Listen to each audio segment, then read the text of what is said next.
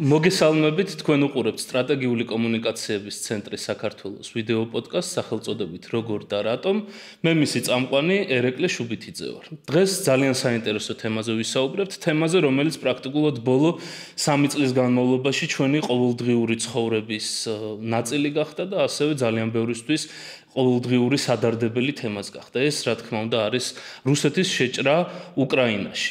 დღეს ვისაუბრებთ თუ რა მოტივები ამოძრავებს რუსეთს უკრაინაში და ვისაუბრებთ რა გავლენა იქონია რუსეთის უკრაინაში შეჭრამ საქართველოზე, რა თქმა უნდა, და ზოგადად მსოფლიოზე. დღეს ჩვენი სტუმარია რონდელის ფონდის უფროსი მკვლევარი ბატონი გიორგი ბადრიძე.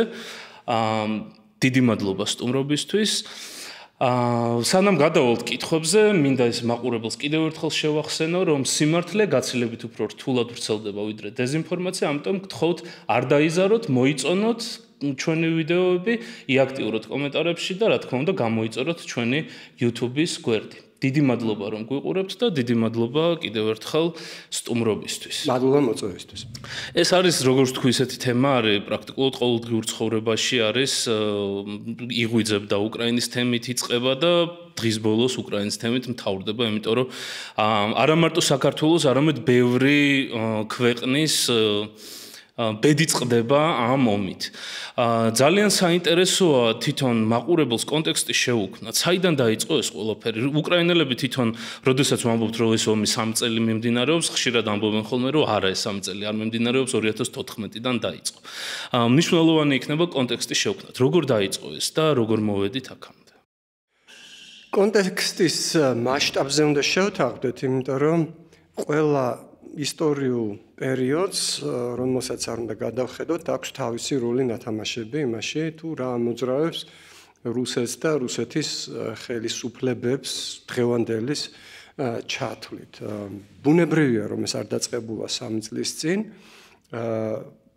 თუ ჩვენ შევთანხმდებით იმ მარტივ სიმართლეზე, ფაქტზე უფრო სწორად, რომ პუტინის პირობებში რუსეთმა თავისი ახალი ექსპანსიონისტური ფაზა, თავისი ეს არ არის მხოლოდ საგარეო პოლიტიკა, თავისი პოლიტიკის დაიწყო სულ მცირე პუტინის განცხადებით, რომ მისთვის მიუღებელია ცივი ომის შემდგომ ჩამოყალიბებული ახალი ევროპული წესრიგი.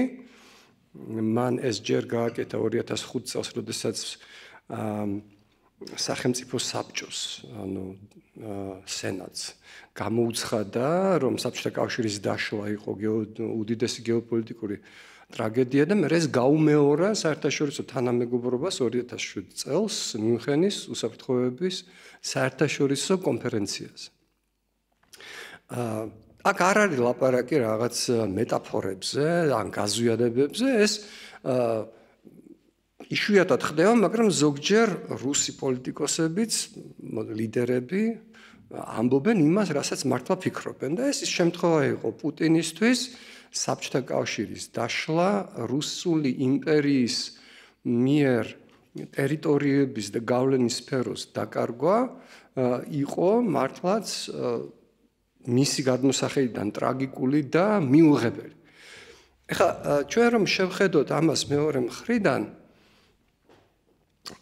და ამ თემაზე მაქვს დაწერილი კიდევაც სტატია, რომელიც რონდელის ფონდის ვებგვერდზე არის, შეგიძლიათ მოიძიოთ. მივუთითებთ ლინკს და ეს არის სტატია ჟურნალ ჩემ სამყაროში, რომელსაც ჩვენ გამოვცემთ, რა გაკვეთილები შეეძლო გამოეტანა რუსეთს გერმანიის ისტორიული გარდაქმნიდან. აქ იგულისხმება მეორე მსოფლიო ომის შემდეგ. ნორმალური შედარებით წარმომადგენლობითი ხელისუფლება ქვეყნისა ასეთი მართლა დიდი ცვლილებების ფონზე, როგორიც არის იმპერიის დაკარგვა, გავლენის სფეროს დაკარგვა, იზრუნებდა შესაძლებლობის გამოყენებაზე საკუთარი თავის ტრანსფორმაციისთვის და ეს ეხება როგორც დემოკრატიულად, ლიბერალურად მოაზროვნე ადამიანების ჯგუფს, ისე ნაციონალისტურად მოაზროვნე ადამიანების ჯგუფს. აი მე რომ ვიყო რუსი ნაციონალისტი, რომელსაც რატომღაცა ეს ჩაბუდებული იდეა აქვს, რომ მოსკოვი აუცილებლად უნდა იყოს რაღაცა ძალიან დიდი გაერთიანების ცენტრი. იმაზე დიდის, ვიდრე არის მსოფლიოში ყველაზე დიდი ზომის სახელმწიფო, რომელსაც აუთვისებელი აქვს თავისი ტერიტორიის არ ვიცი მე 9/10 მოსახლეობა ცხოვრობს რაღაც პატარა ნაწილზე. დანარჩენი არის ტაიგა, აუთვისებელი ტერიტორია. ხო, და განუვითარებელი, რაც ის რაც ათვისებული, ისიც განუვითარებელია. მე მგონი ჩვენს მაყურებელს აქვს ნახე, ვთქვათ, რუსეთის შორეული აღმოსავლეთის დასახლებები 30 წლის წინ, რომლის გადაღმა საზღვრის იქით არის რაღაც ჩინური სოფელი და დღეს იქ დგას 1.5 მილიონი ისევ სოფელი და აქეთ ხარეს რაც იყო ის იზლპება. ბლაგავეშენსკის სურათები ნახეთ ხაბაროვსკის და ასე შემდეგ. ანუ მე რომ ვიყო რუსი ნაციონალისტი, მე 90-იანი წლების დასაწყისისთვის და რომ ვთვლიდე რომ აუცილებლად არის საჭირო რეინტეგრაცია, გავლენის დაბრუნება და ასე ვთქვათ მოსკოვის დაბრუნება რაღაცა დიდი ძალის ცენტრად, მე დავიწყებდი შიდა რეფორმებიდან, სოციალური, ეკონომიკური, ვაქცევდი რუსეთს მიმზიდველ ჯერ ერთი პირველ რიგში პირადად მე ასე არ მოიქცევდი, იმიტომ რომ რუსეთი ვიმეორებ სოფლიოში ყველაზე დიდი ქვეყანაა, სოფლიოში ყველაზე მეტი რესურსებით და ერთ-ერთი ღარიბი ქვეყანა. ვისაც სხვანაირად გონია, მას რუსეთი არ უნახავს, ის მაქსიმუმ იცნობს მოსკოვს და აი დიდ ცენტრებს. მოსკოვი, პეტერბურგი პრაქტიკულად. და ის რომ ამ ომის დაწყებამდე რუსეთი მთლიანი შიდა პროდუქტით ერთ სულ მოსახლეზე იყო 91 ადგილზე მსოფლიოში, ბევრმა არ იცის. წარმოუდგენთ რომ ახლა რუსეთს ესეთი გავლენა აქვს, შეუძლია ომი დაიწყოს და რომ ეს ძალიან ძლიერი სახელმწიფოა, ძალიან სუსტი სახელმწიფო. ყოველ შემთხვევაში საკუთარი მოქალაქეებს. ანუ მე ვინმე გიორგი ბადრიძე ვიზრუნებდი ჩემი ქვეყნის ნორმალურ ქვეყნად გარდაქმნაზე. ხოლო მე რუსი ნაციონალისტი პირველ რიგში ვფიქრებდი რომ იმისთვის რომ აღვადგინო მოსკოვის გავლენა, მისი როლი როგორც რაღაცა უფრო დიდის ცენტრისა, მაშინ მე ის უნდა ვაქცი უფრო მიმზიდველად. აი მაგალითისთვის, ევროკავშირს არასდროს განუხორციელებია გაფართოება, ვინმეს ინტეგრაცია ძალით. არავის არ შეხვეწებია ევროკავშირი, რომ გინდა თუ არა გახდეთ ჩემი პირიქით, ევროკავშირი უწესებს 1000-ნაირ პირობას ყველა კანდიდატს, ვისაც სურს ევროკავშირის წევრობა, ჩვენ ეს ვიცით მაგალითად იმ 12 პრიორიტეტიდან, რომელიც ჩამოუთვალა ევროკავშირმა ივანიშვილის მთავრობას და მე აღმოაჩინეთ, რომ მიუღებელი აღმოჩნდა ეს პრიორიტეტი. მიუხედავად იმისა, რომ ლაპარაკი არის დემოკრატიულ, შიდა დემოკრატიულ კონსოლიდაციაზე და დამოუკიდებელ სასამართლოზე, არჩევნებზე და ასე შემდეგ. ის ყველაფერი ჩვენთვის კეთდება და არა ვიღაცის. ანუ მე ვიზრუნებდი რუსეთის უფრო მიმზიდველ ცენტრად გადაქცევაზე და არსა ტანკების გაგზავნა არ დამჭირდებოდა, არავის განადგურება და საკუთარი ეკონომიკის განადგურება, როგორც ამას აკეთებს პუტინი, არ დამჭირდებოდა.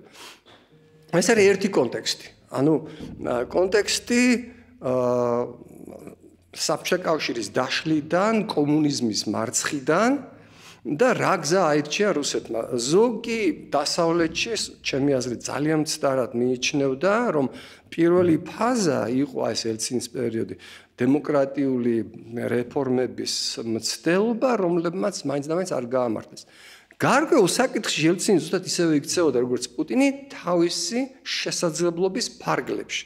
როდესაც მან გორბაჩოვის ზურგს უკან დაიწყო დამოუკიდებელ სახელმწიფოთა თანამეგობრობის შექმნა, ის მართლა დამოუკიდებელ სახელმწიფოებს არ გულისხმობდა.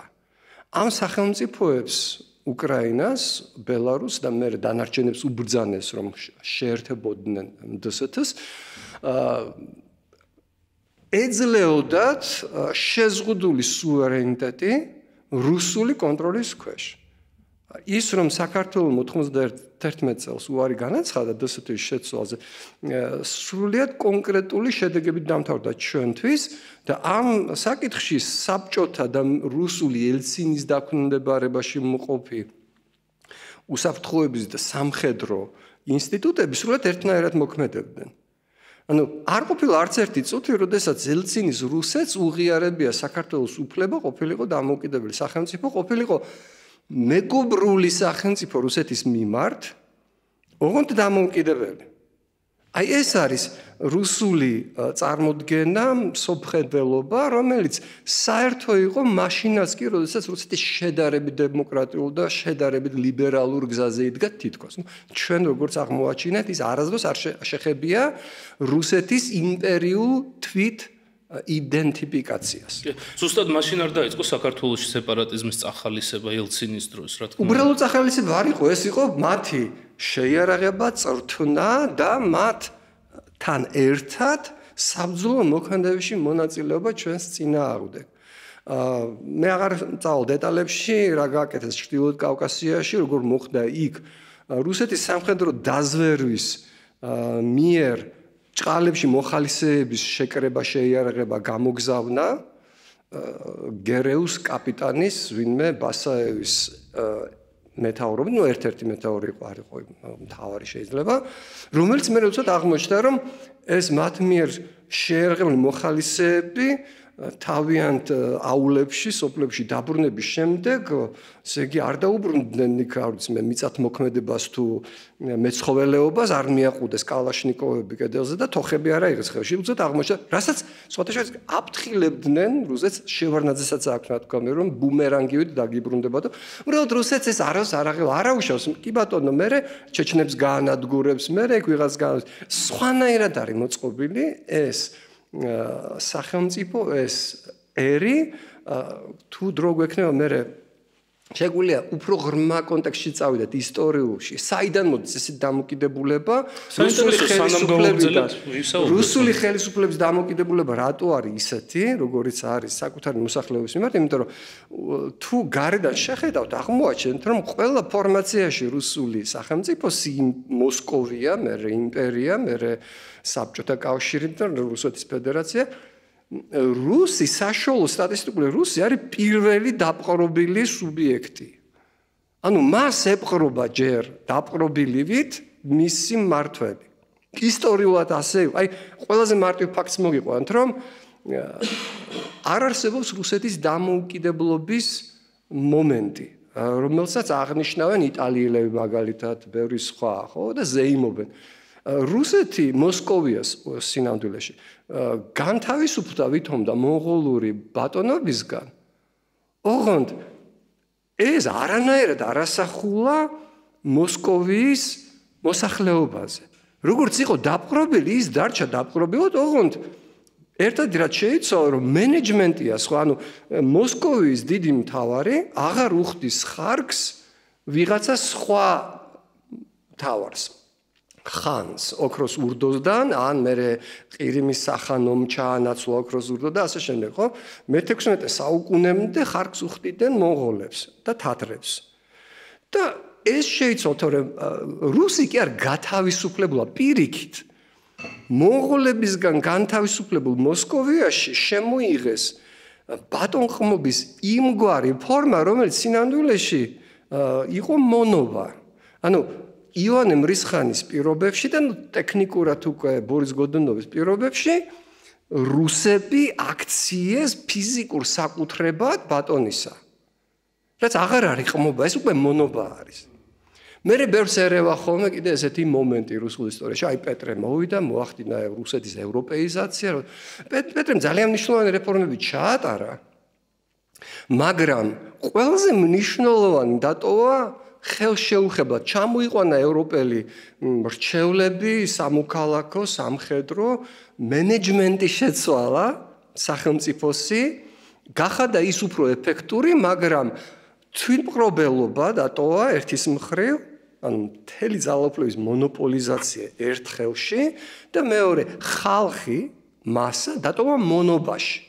და ეს გაგრძელდა მთელი ისტორიული პერიოდის განმავლობაში მე როდესაც სრულიად ევროპელი მმართველები ყავდა და ხა წარმოიდგინეთ პეტრე მესამე იყო მეოთხედად რუსი გერმანიაში დაბადებულ გაზრდიან გერმანელი კაცი იყო დაიბადა გერმანიაში მეოთხედი თეორიულად ჰქონდა რუსული სისხლის მაგრამ რეალურად გერმანელი იყო დააქორწინეს 100%-ით გერმანელ სოფიაზე, რომელიც მე ვიცით როგორც ეკატერინა მეორე, რომელიც მე ახდენს უზურპაციას ძალაუფლების, ეგ ცალკე საინტერესო ისტორია რატომ და როგორ ჩამოაგდეს პეტრე და მოკლეს მე. მესამე პეტრე.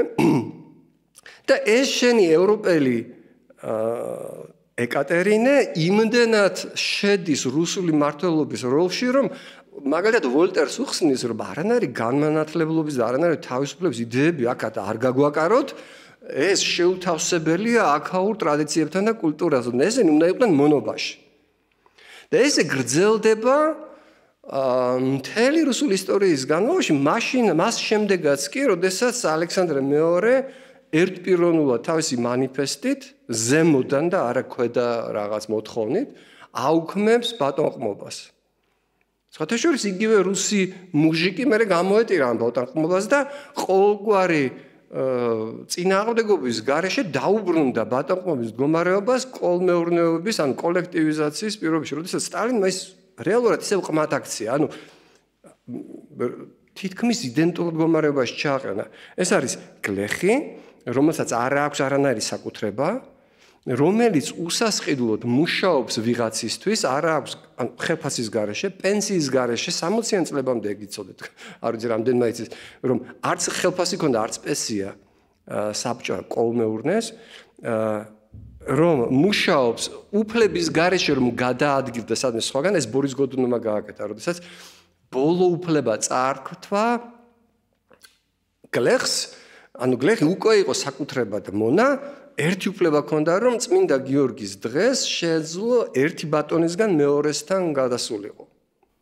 სტუმრად თუ გამოიცვალა? რომ საკუთრებაში გადასულიყო ერთი ბატონისგან მეორესგან და ეს ბოლო უფლება, რომელიც დატოვებული ჰქონდა ივანე მრისხანეს, ეს ბოლო უფლება წაართვა ბორის გოდუნოვმა და გამოთქმაც კი არსებობს რუსულ ენაში, აი რაღაც იმედგაცრუების გამომხატველი. Вот тебе и Юрьев день არის ესეთი გამოთქმა, ანუ Юрьев день არის წმინდა გიორგის დღე. ხო, რომ რაღაცას რომ მთელი წელი ელოდები და უცბად რომ დადგება ეს დღე და ვეღარ მოხდება გამბა. ეგ აი აქედან მოდის. ხო? მოკლედ ის თქვა მინდოდა რომ რუსი საკუთარ სახელმწიფოში ყოველთვის იყო ან მონის ან ძალიან უფლებო მდგომარეობაში. აი ეს პეტრეს ევროპეიზაცია შეეხო საზოგადოების ძალიან თხელ შრეს ელიტას უმეტესად ამ ელიტამ პეტრეს რეფორმების შემდეგ კიდევ 100 წელზე მეტი ხნის განმავლობაში ვერაფერი შობა ოდნავ მაინც კულტურულად, მატერიალურად, იდეურად ფასეული. აი წარმოიდგინეთ, პუშკინამდე არ ყავს რუსეთს მთელი ამდენი ხნის განმავლობაში არც ერთი მართლა ხელშესახებ დიდი მოღვაწე კულტურის ან რაიმე მსგავსი სფეროზე. ანუ 100 წელზე მეტი დაჭირდა ევროპეიზაციას ელიტისა, რომ რაიმე მნიშვნელოვანი მე 19 საუკუნეში წამოვიდა და ეს როდესაც მე ასე ვსაუბრობ რუსულ პოლიტიკურ კულტურაზე და პოლიტიკურ ტრადიციაზე, ზარნაირად არ ნიშნავს, რომ მე არ ვაფასებ უზარმაზარ წვლილს, რომელიც მსოფლიო ცივილიზაციაში შეიტანა რუსულმა კულტურამ, წერლობამ, მუსიკამ, ხელოვნებამ, მეცნიერებამ 19 საუკუნეში, მაგრამ მე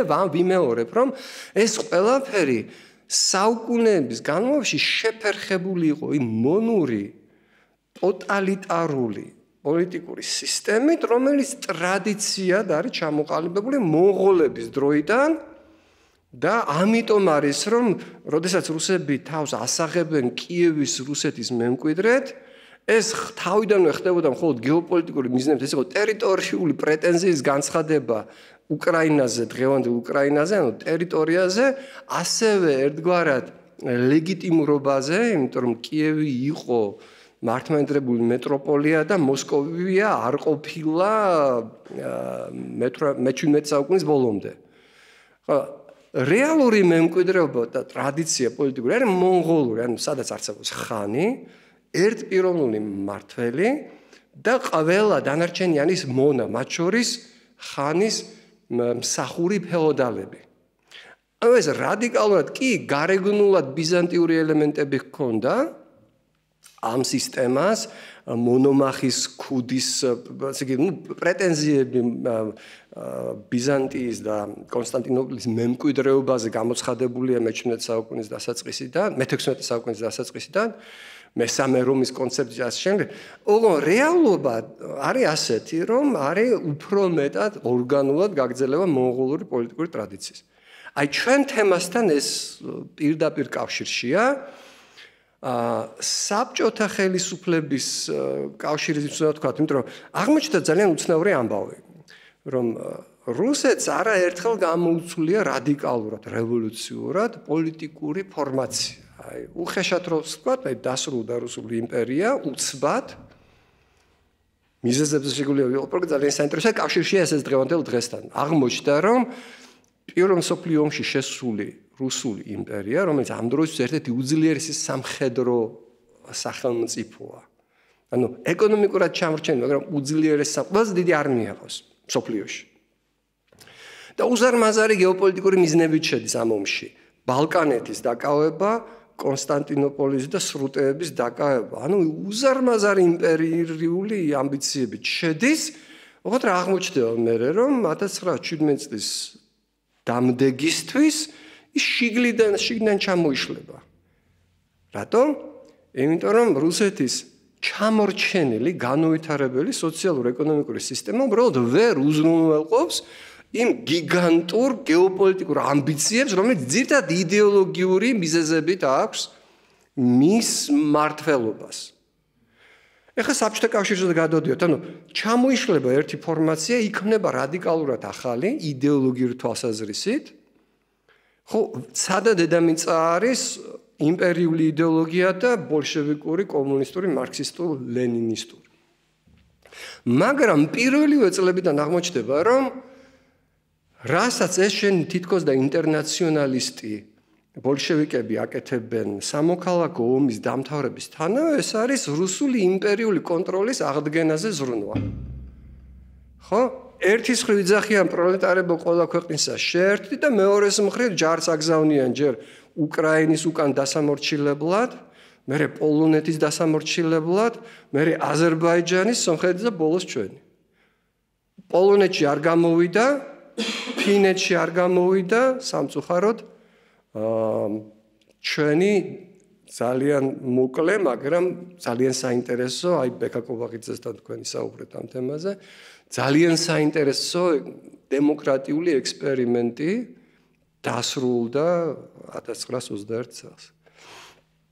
ანუ იმის მიუხედავად რომ რადიკალურად იცვლება იდეოლოგია, არ იცვლება იმპერიული დამოკიდებულება, ხო?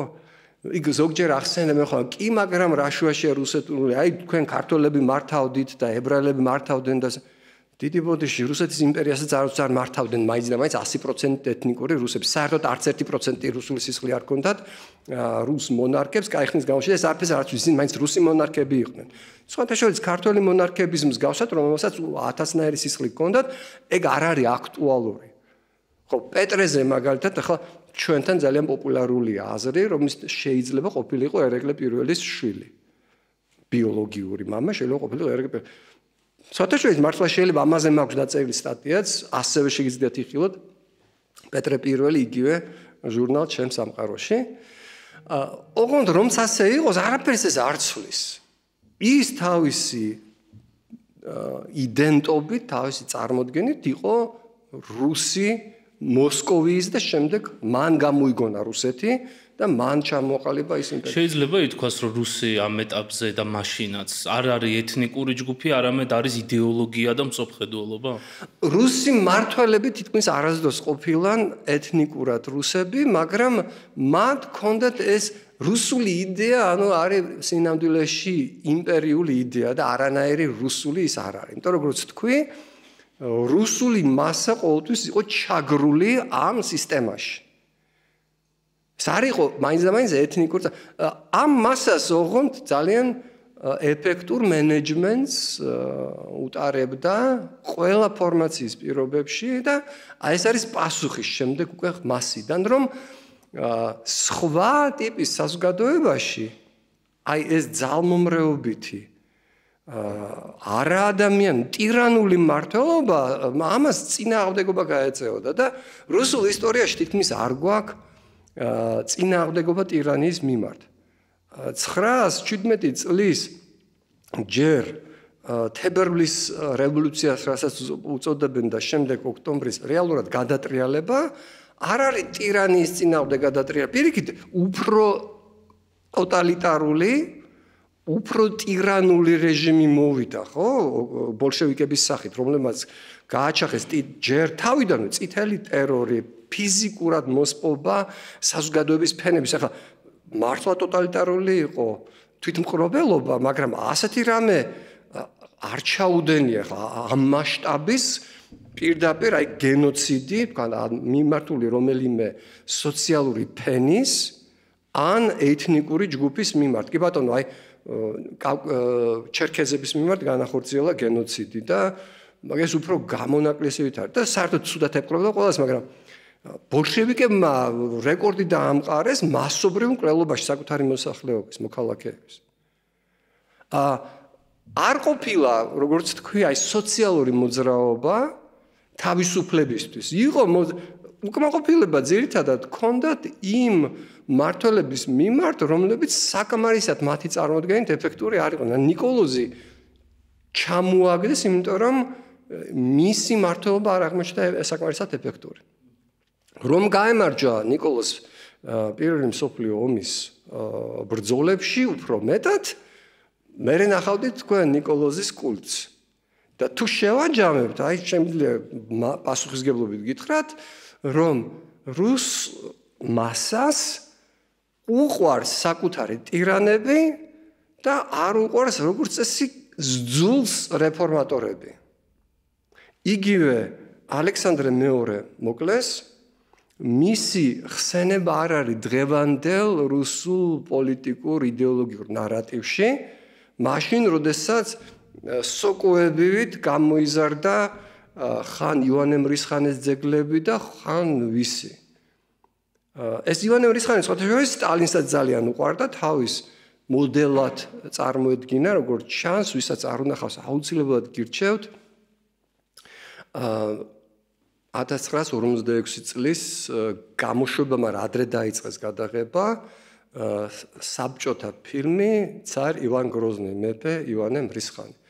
აქ ერთის მხრივ ეიზენშტეინის ფილმია, მაგრამ მეორეს მხრივ სტალინი ჩათვალეთ, რომ არის თვითონ პროდიუსერი ამ ფილმის, იმიტომ რომ სტალინის ნარატივია და თუ არ გაქვთ დრო ფილმს მთლიანად სანახავად, მარტო ტიტრები რო იწყება, იქ არის პირდაპირ გვეუბნება ავტორი, რომ ეს ფილმი არის დიადი რუსი ლიდერის შესახებ, რომელიც ებრძოდა შიდა და გარე მტრებს სახელმწიფოს ერთიანობისთვის, სიძლიერისთვის და რომ მას მოუწია აი სისხლის ზღვრა საერთო კეთილდღეობისთვის.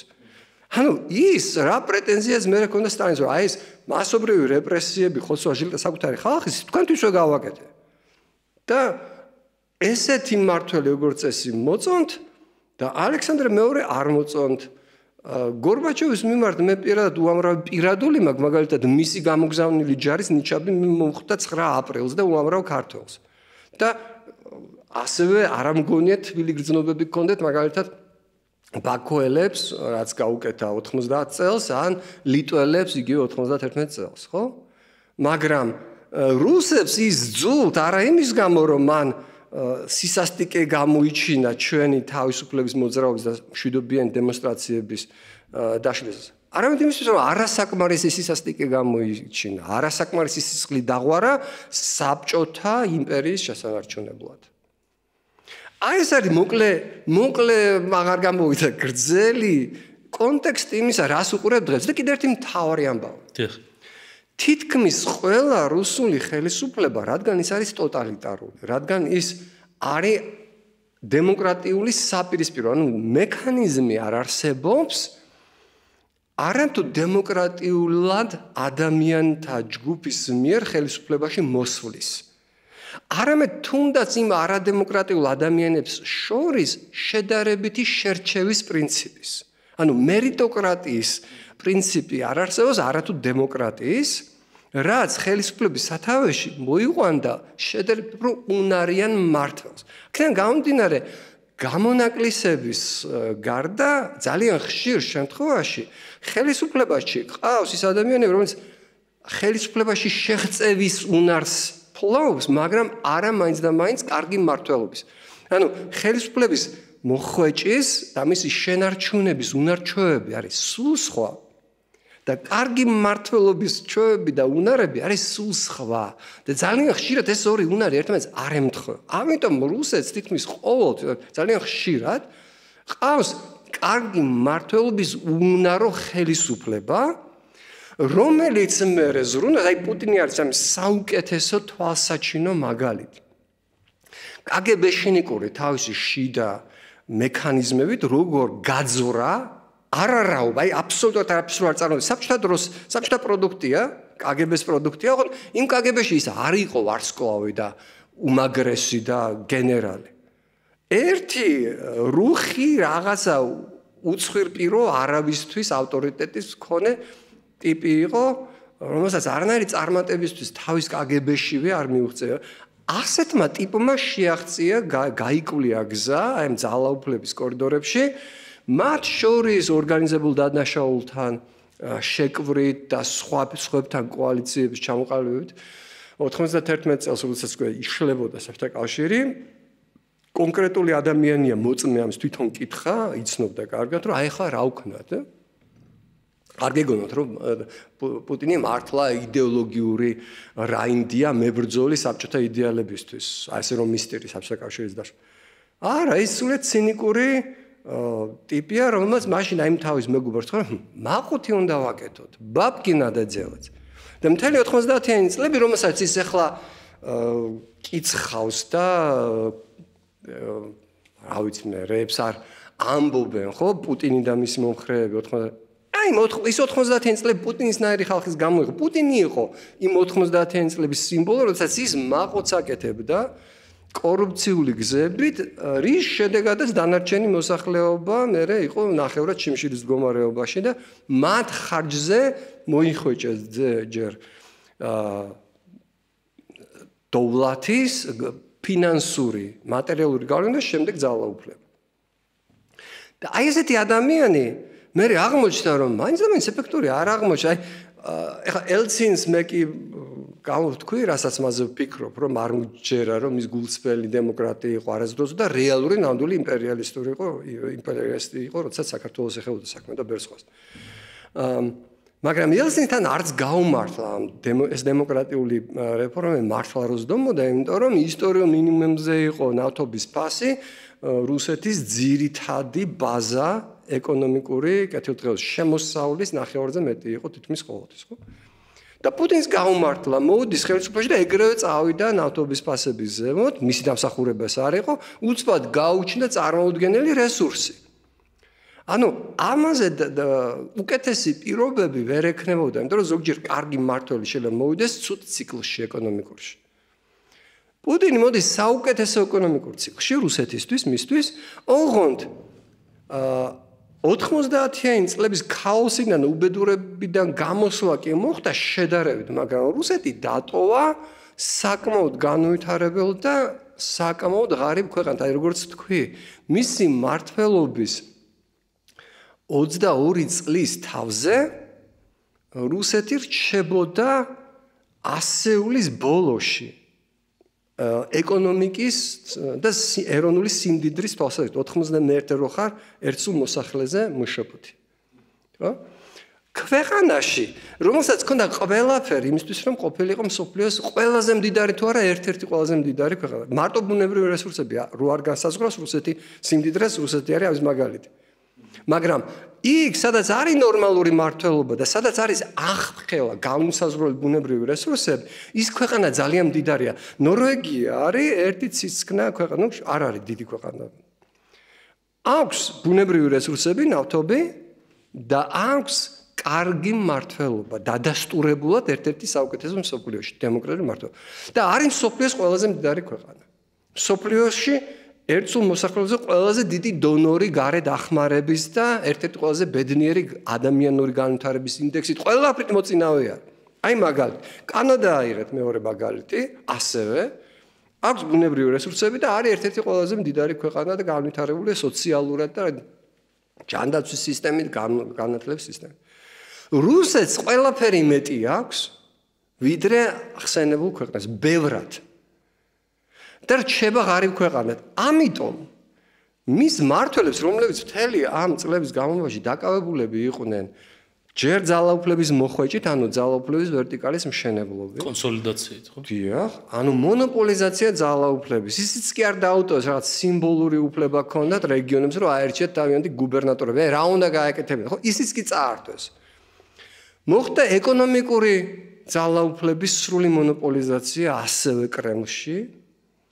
თუ კრემლის სისტემის ნაწილი არ ახარ, ან ხადარკოვსკის ციხეს ჩაქსვავენ, თუ გაგიმართლა, ან შეიძლება საერთოდ გადმოვარდე ფანჯრიდან, ან უცოდ რაღაცა უცნაური ჩაიდალიო და რაღაც, ხო? ანუ მთელი ძალაუფლება მოიხვეჭა და როგორც თქვი, წლების მერე აი რუსი საშუალო სტატისტიკური მუზიკისთვის სურათი ასეთია, რომ მე ცხოვრობ გაჭირვებულად, გზა არ მაქვს, პოლიკლინიკა დალპა, საბჭოთა დროინდელი, პენსია მაქვს, ასაცილო რაღაცა. რატომ უნდა ვითმენდე მე აი ამ ხალხს, რომელიც აშკარად მარტო თავისი გამდიდრებით ყველა მილიარდერი გახდა, ხო? ყველა. აი ტრამპამდე არც ერთ დემოკრატიულ ყველაზე მდიდარ ქვეყნებს სოფლიოში არ ყოლიათ მილიარდერები ხელისუფლებაში. და უცბად საკმაოდ ღარიბ დანარჩენი საზოგადოება რო სიღარიბეში ცხოვრობს, ასეთ საზოგადოებას ხელისუფლებაში მარტო მილიარდერები ყავთ. ანუ რომელიც მილიარდერები გახდნენ ხელისუფლებაში ყოფნის დროს, ხელისუფლებაში ყოფნის შედეგად. ხო? ანუ ბუნებრივი კითხვა უნდა გაუჩნდეს იმ მუჟიკს, რომ რა ხდება? აი კითხვა რომ არ გაჩნდეს, არ უნდა გაჩნდეს პაუზა. საკმაო პაუზა იმისთვის, რომ ამ კითხვისთვის მოიცალოს. სულ უნდა ეგონოს ამ რუს მუჟიკს, რომ აი ეს ტიპები, რომც იპარავენ, ну ამის დამბალვა უკვე შეუძლებელია, მაგრამ ეს ტიპები რო არ იყვნენ, ვიღაცა ბოროტი ძალები თავს დაგვესხმებოდნენ, გაგვაპიდარასტებდნენ გეიროპიდან, სახდებიდან, ანგლო-საქსონიიდან, სულ ამაზე უნდა ფიქრობდეს ეს რუსი მუჟიკი. და შეიძლება მე ცუდად ცხოვრობ, მაგრამ პუტინმა რუსეთს სიდიადე დაუბრუნა და სიდიადე ოღონდ არის არა ის, რომ უზრუნველყოს საზოგადოება ცხოვრების უფრო ღირსეული სტანდარტებით. არამედ იმით, რომ რუსეთის უნდა ეშინოდეთ, რომ რუსეთს უნდა შეეძლოს ტანკების გაგზავნა, რაკეტების გაგზავნა და ნუ ტერიტორიების დაბრუნებას თუ დაიღებს, ხო, ეს ხო ყველა ბედნიერი იქნება ამით. ამასაც ჰქონდა თავისი პრობლემა. მაგალითად 2014 წელს გამოვტოვოთ ჩვენი ამბავი, რომელზეც ვაფრთხილებდით დასავლეთს, ასევე შემიძლია აი მე ჩაგიგდოთ ბმული 2008 წლის ჩემი ინტერვიუსი, სადაც BBC-ზე მოვამბობ, რომ თქვენ გინდათ თავიდან აიცილოთ დაპირისპირება რუსეთთან, მაგრამ ეს დაპირისპირება არის რუსეთის არჩევანი. აი იმ მიზეზების გამო, რომელიც მე ვთქვი, როცა არ შეუძლია კარგად მართლობა, ხელისუფლებას მან თავისი საზოგადოება დაარწმუნოს, რომ მისი ალტერნატივა არის უარესი, რომ ის რაღაცა სხვაში არის კარგი, აი დაცვაში, რომ რუსეთი არის გარშემორტყმული ციხესიმაგრე და რომ ეს ტიპები იმარჯვებენ რუსეთის იდეების აღდგენაში. ეს აქვს პრობლემა პუტინს, ამიტომ ის იძულებულია რომ ჩაერთოს თქვენთან დაპირისპირებაში და დაპირისპირების აცილება სამხრევად შეუძლებელია. აი როგორც თქვათ ვიღაცა ხულიგანი რომ დაარწმუნოთ რომ თუ ის თავს დაგესხმოთ თქვენ თავს არ დაიცავთ, ის უფრო დიდი ალბათობით დაგარტყავთ და არა პირიქით, ხო? ამას ვეუბნები 2008 წლის აგვისტოში რომ რუსეთი ადგას თქვენთან დასავლეთთან შეჯახების კურსს. და რაც უფრო მეც აცლით, უფრო ღრმად მოხდება თქვენი ტერიტორიის შიგნით ეს შეჯახება და ახლა ამას ვაკვირდებით უკრაინაში და თუ უკრაინაში გაუვა მერე წავა უფრო ღრმად და უფრო ღრმად. იმიტომ კი არა რუსეთს ჭირდება არსებობენ ესეთი ტიპებიც დასავლეთში, აი გეოსტრატეგიულად რუსეთს ჭირდება სიღრმე, სტრატეგიული სიღრმე, რისთვის დასავლეთ ევროპისგან თავის დასაცავად?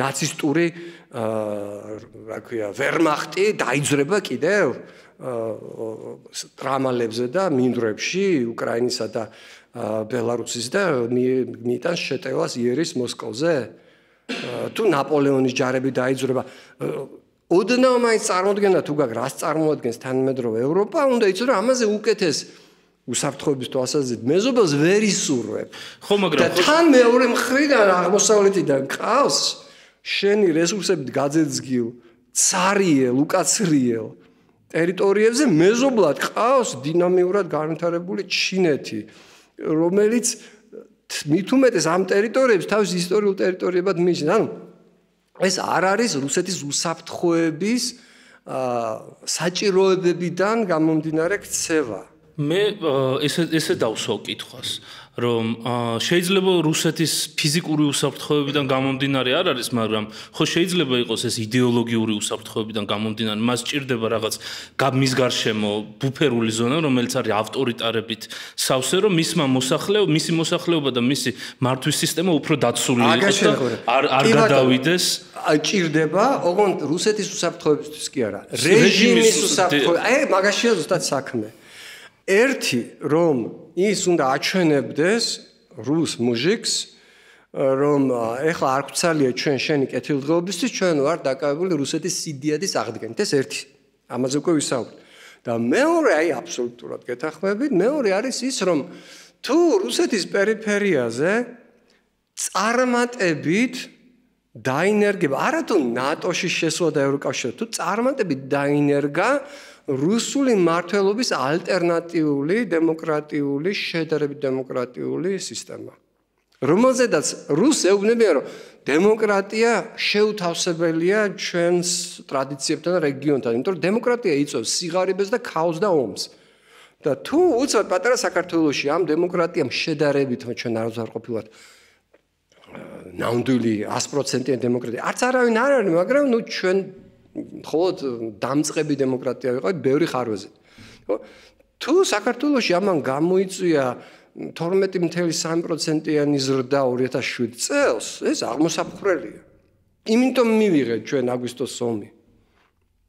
პირველ რიგში, მაგ ეკონომიკური ზრდის გამო, პოლიტიკური ინსტიტუტების კონსოლიდაციის გამო, იმიტომ რომ მანამდე სანამ საქართველო იყო ქაოსში და იყო შეუმდგარი სახელმწიფო რუსეთისთვის ეს იყო მისაღები აქტიურად ხელს უწყობდა სწორედ იმას რომ ჩვენ დარჩენილიყავით შეუმდგარ სახელმწიფო და რომ დაიწყეთ ჩამოყალიბება შედარებით უფრო დინამიურ ნორმალურ სახელმწიფოდ, როდესაც ცენტრალური კონტროლი ხელისუფლების იურისდიქცია სუვერენიტეტი აღდგა აჭარაზე ჯავახეთში 2003 წლამდე არ იცოდნენ საერთოდ სად იყვნენ რუბლი იყო მიმოქცევაში, ძირითადი დამქირავებელი იყო რუსეთის სამხედრო ბაზა, საქართველოს ნაწილი თუ იყვნენ, პრობლემა კი არ ჰქონდათ საქართველოს, უბრალოდ არ იყვნენ ფიზიკური გზა ინტეგრირებული არ იყო საზოგადოებაში.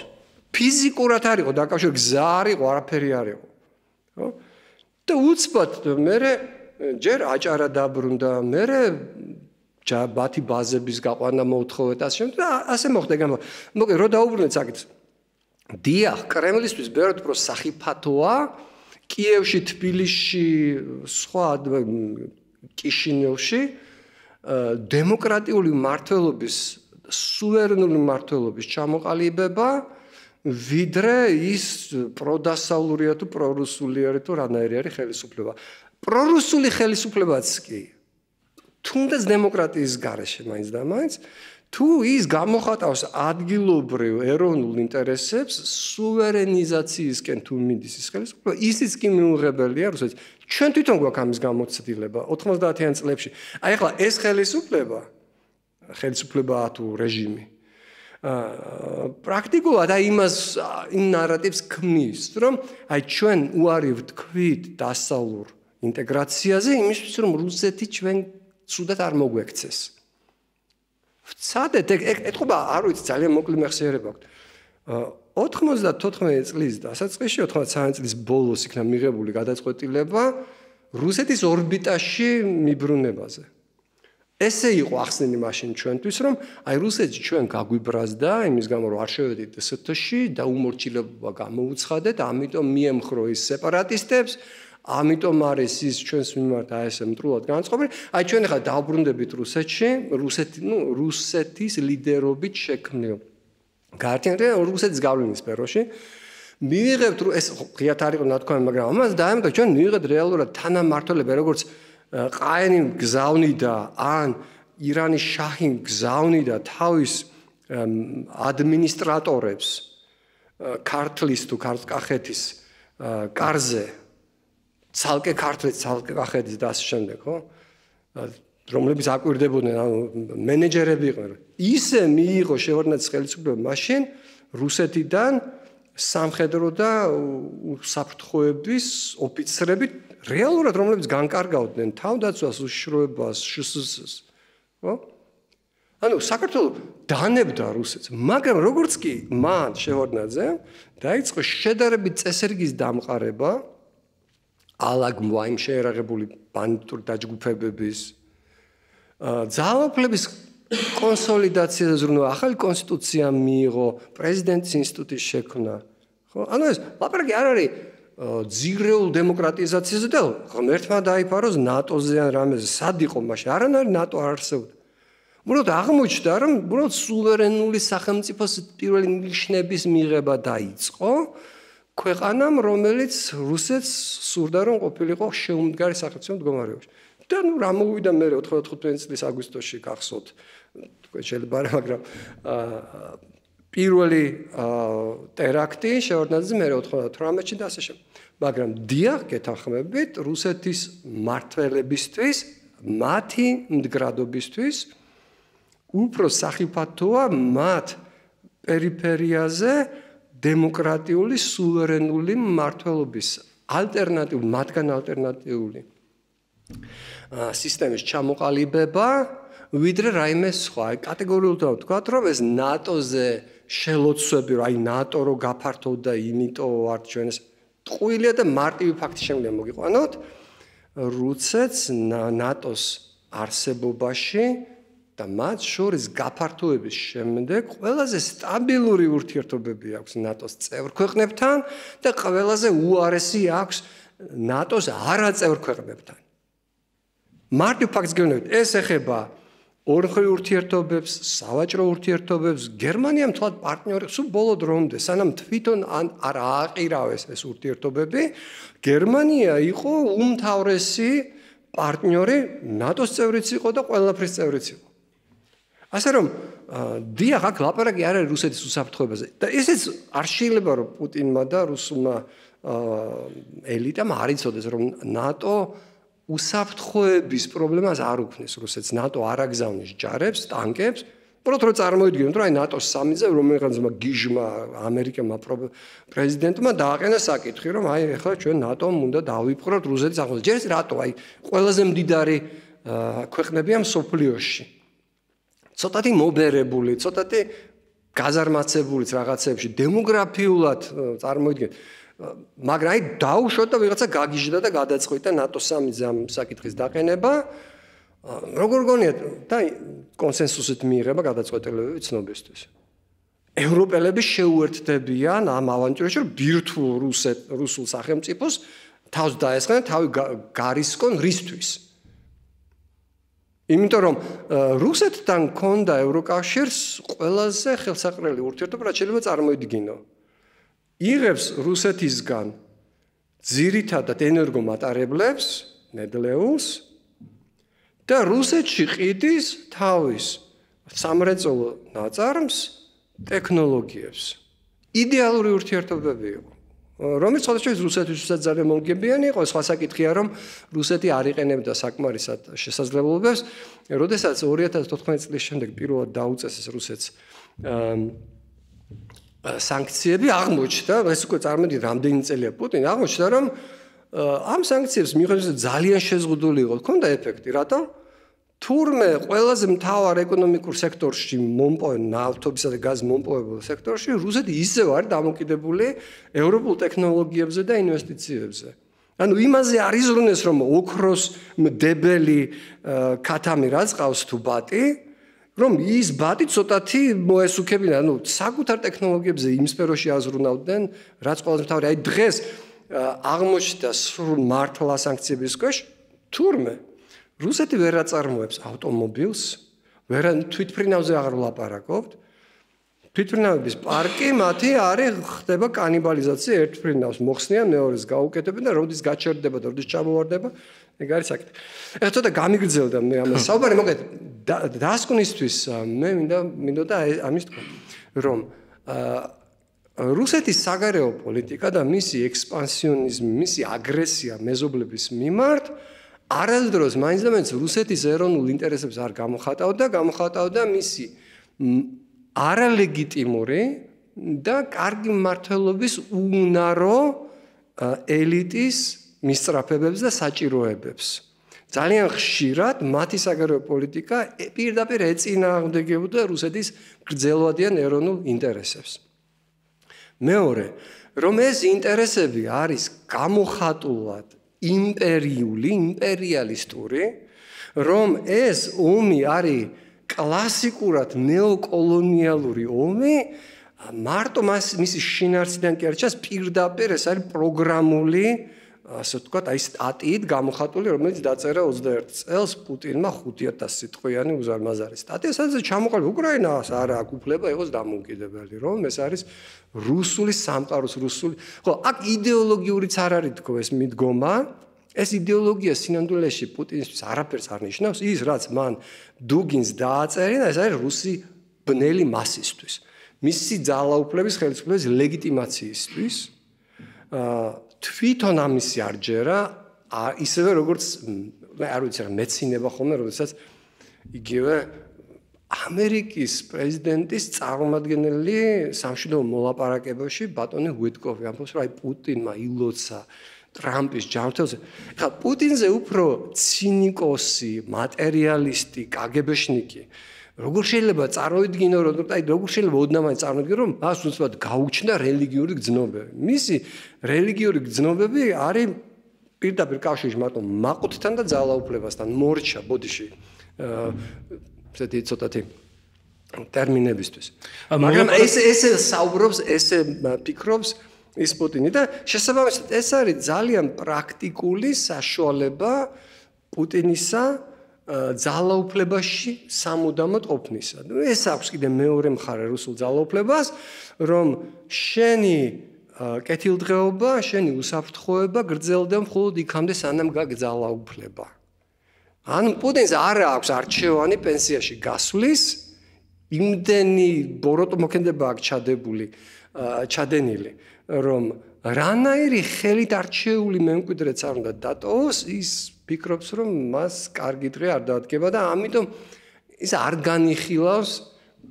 განიხილავდა აწი უკვე აღარ არის საშუალება, მაგრამ მანამდე შედარებით მშვიდობიან პერიოდში პოპულარობის პიკზე თავისუფლად შეეძლო წასვლა პენსიაში. პენსიაში არ უნდა წასვლა, კონსტიტუცია შეცვალა იმისთვის, რომ ძალაუფლებაში კონსტიტუციით უნდა წასულიყო. მე ვურჩევ ჩვენს მაყურებელს ნახოს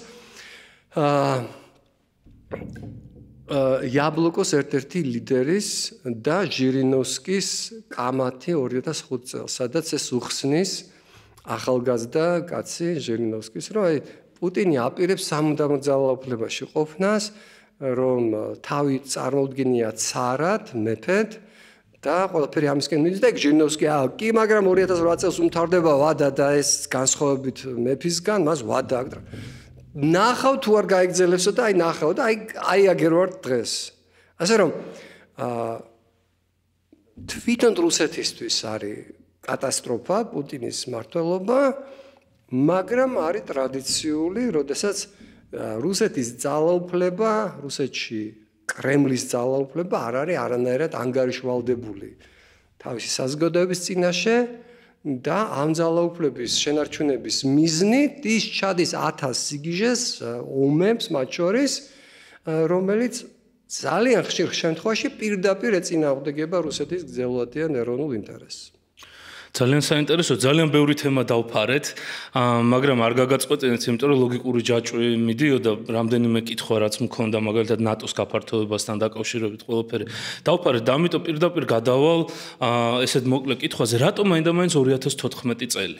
რატო გადაწყვიტა რუსეთმა უკრაინაში შეჭრისთვის მაინდა-მაინც 2014 წელი? ერთი პირდაპირ კავშირში იმასთან, რასაც ჩვენ ვაფრთხილებდით, ქართული დიპლომატია 2008 წლის არაპროვოცირებული აგრესია რუსეთს შერჩა. როგორც ევროპის მხრიდან, ისე შეერთებული შტატების მხრიდან. 2009 წელს ამერიკამ ობამამ რუსეთს შესთავაზა გადატვირთვა, ის მიამიტური გულწრფელი მცდარი, მაგრამ გულწრფელი მცდელობა იყო ურთიერთობის ნორმალიზაციის.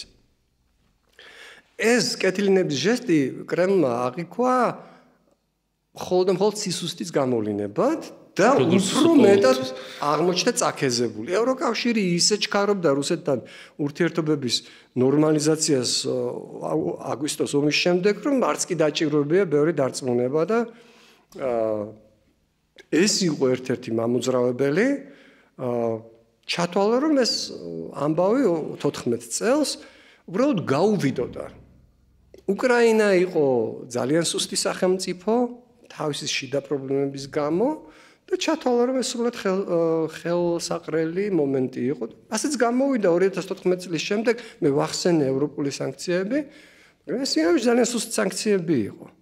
დიდი არაფერი. ხო, დიდი არაფერი კი იქონია რაღაც გავლენა, მაგრამ მე ესეც გადავღრ გძელი თემა. არასაკმარისი გავლენა იქონია, იმიტომ რომ 2022-ში უფრო ფართომასშტაბიანი შეჭრა მოხდა. როგორც მოსალოდნელი იყო და როგორც ყველა ოდნავ მაინც საღი აზრის მქონე საერთაშორისო ურთიერთობების გეოპოლიტიკის მცოდნე ადამიანები ამბობენ, რომ ეს მხოლოდ წააქეზებს პუტინს.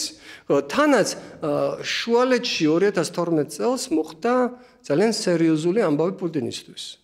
მოხდა პირველად რუსული საშუალო კლასის მიერ პროტესტის გამოხატვა. ბალოტნაეზე იყო მოსკოვში დიდი მანიფესტაცია და პუტინს მართლა შეეშინდა. და რა არის წამალი? ყოველჯერზე ეს არის ყურადღების გადატანა გარე საკითხებზე, რუსეთის სიდიადეზე, ასე შემდეგ და აი ყირიმით მან ძალიან სერიოზულად დაიბრუნა პოზიციები, რომელიც მას სამართლიანად მიეჩნდა, რომ იყო ცოტა წყალშემდგარი, იმიტომ რომ 2012-13 წლებში რეალურად გამოიხატა, რომ კაი ხანია უკვე ხელისუფლებაში ხარ, მაგრამ შენი კორუფციის შედეგები თვალსაჩინოა, სასახლეებს იშენებ, იმებს რაღაცებს და რუსეთისთვის ეკონომიკური წინსვლა არ არის, რო არაფერი თქვა დემოკრატიულ უკუსვაზე. და 2022 წელს რატომ გადაწყვიტა? ამაზეც შემიძლია გითხრათ, რომ უამრავმა ძალიან ბევრმა ადამიანმა დიდი შეცდომა დაუშვა, არასწორად წარმოადგენთ რა იქნებოდა, გაგიზიარებთ, სულ რამდენიმე წამიანია ჩემი 2022 წლის იანვრის ინტერვიუ Euronews საქართველოზე, სადაც ყველამ რო ამტკიცებდა, რომ აი 2-3 დღეში ორ კვირაში დამთავრდება, მე იქ ზუსტად საპირისპიროება ვისკნებ უგრძელესი და სისხლიანი კონფლიქტი იმის გამო, რა ძალები აქვს ახლა ორი მხარე. მაგრამ რატო დაიწყო? აქაც აი ეს არის ერთ-ერთი გამოხატულება, თუ რატომ არის რუსული პოლიტიკური სისტემა უვარგისი თვითონ რუსეთისთვის. პუტინის გადაწყვეტილება ეფუძნებოდა რამდენიმე აბსოლუტურად მცდარ შეფასებას. მისი კორუმპირებული შედარებით შეიძლება ვიღაცამ ეფექტურად ჩათვალოს, რომ აი რუსული დააზოვა და რაღაც, მაგრამ ინფორმაცია, რომელიც რუსულ დაზორვას მიაქვს თავის ბატონებთან, არ არის აუცილებლად ყოველთვის ის, რასაც ის მოიპოვებს.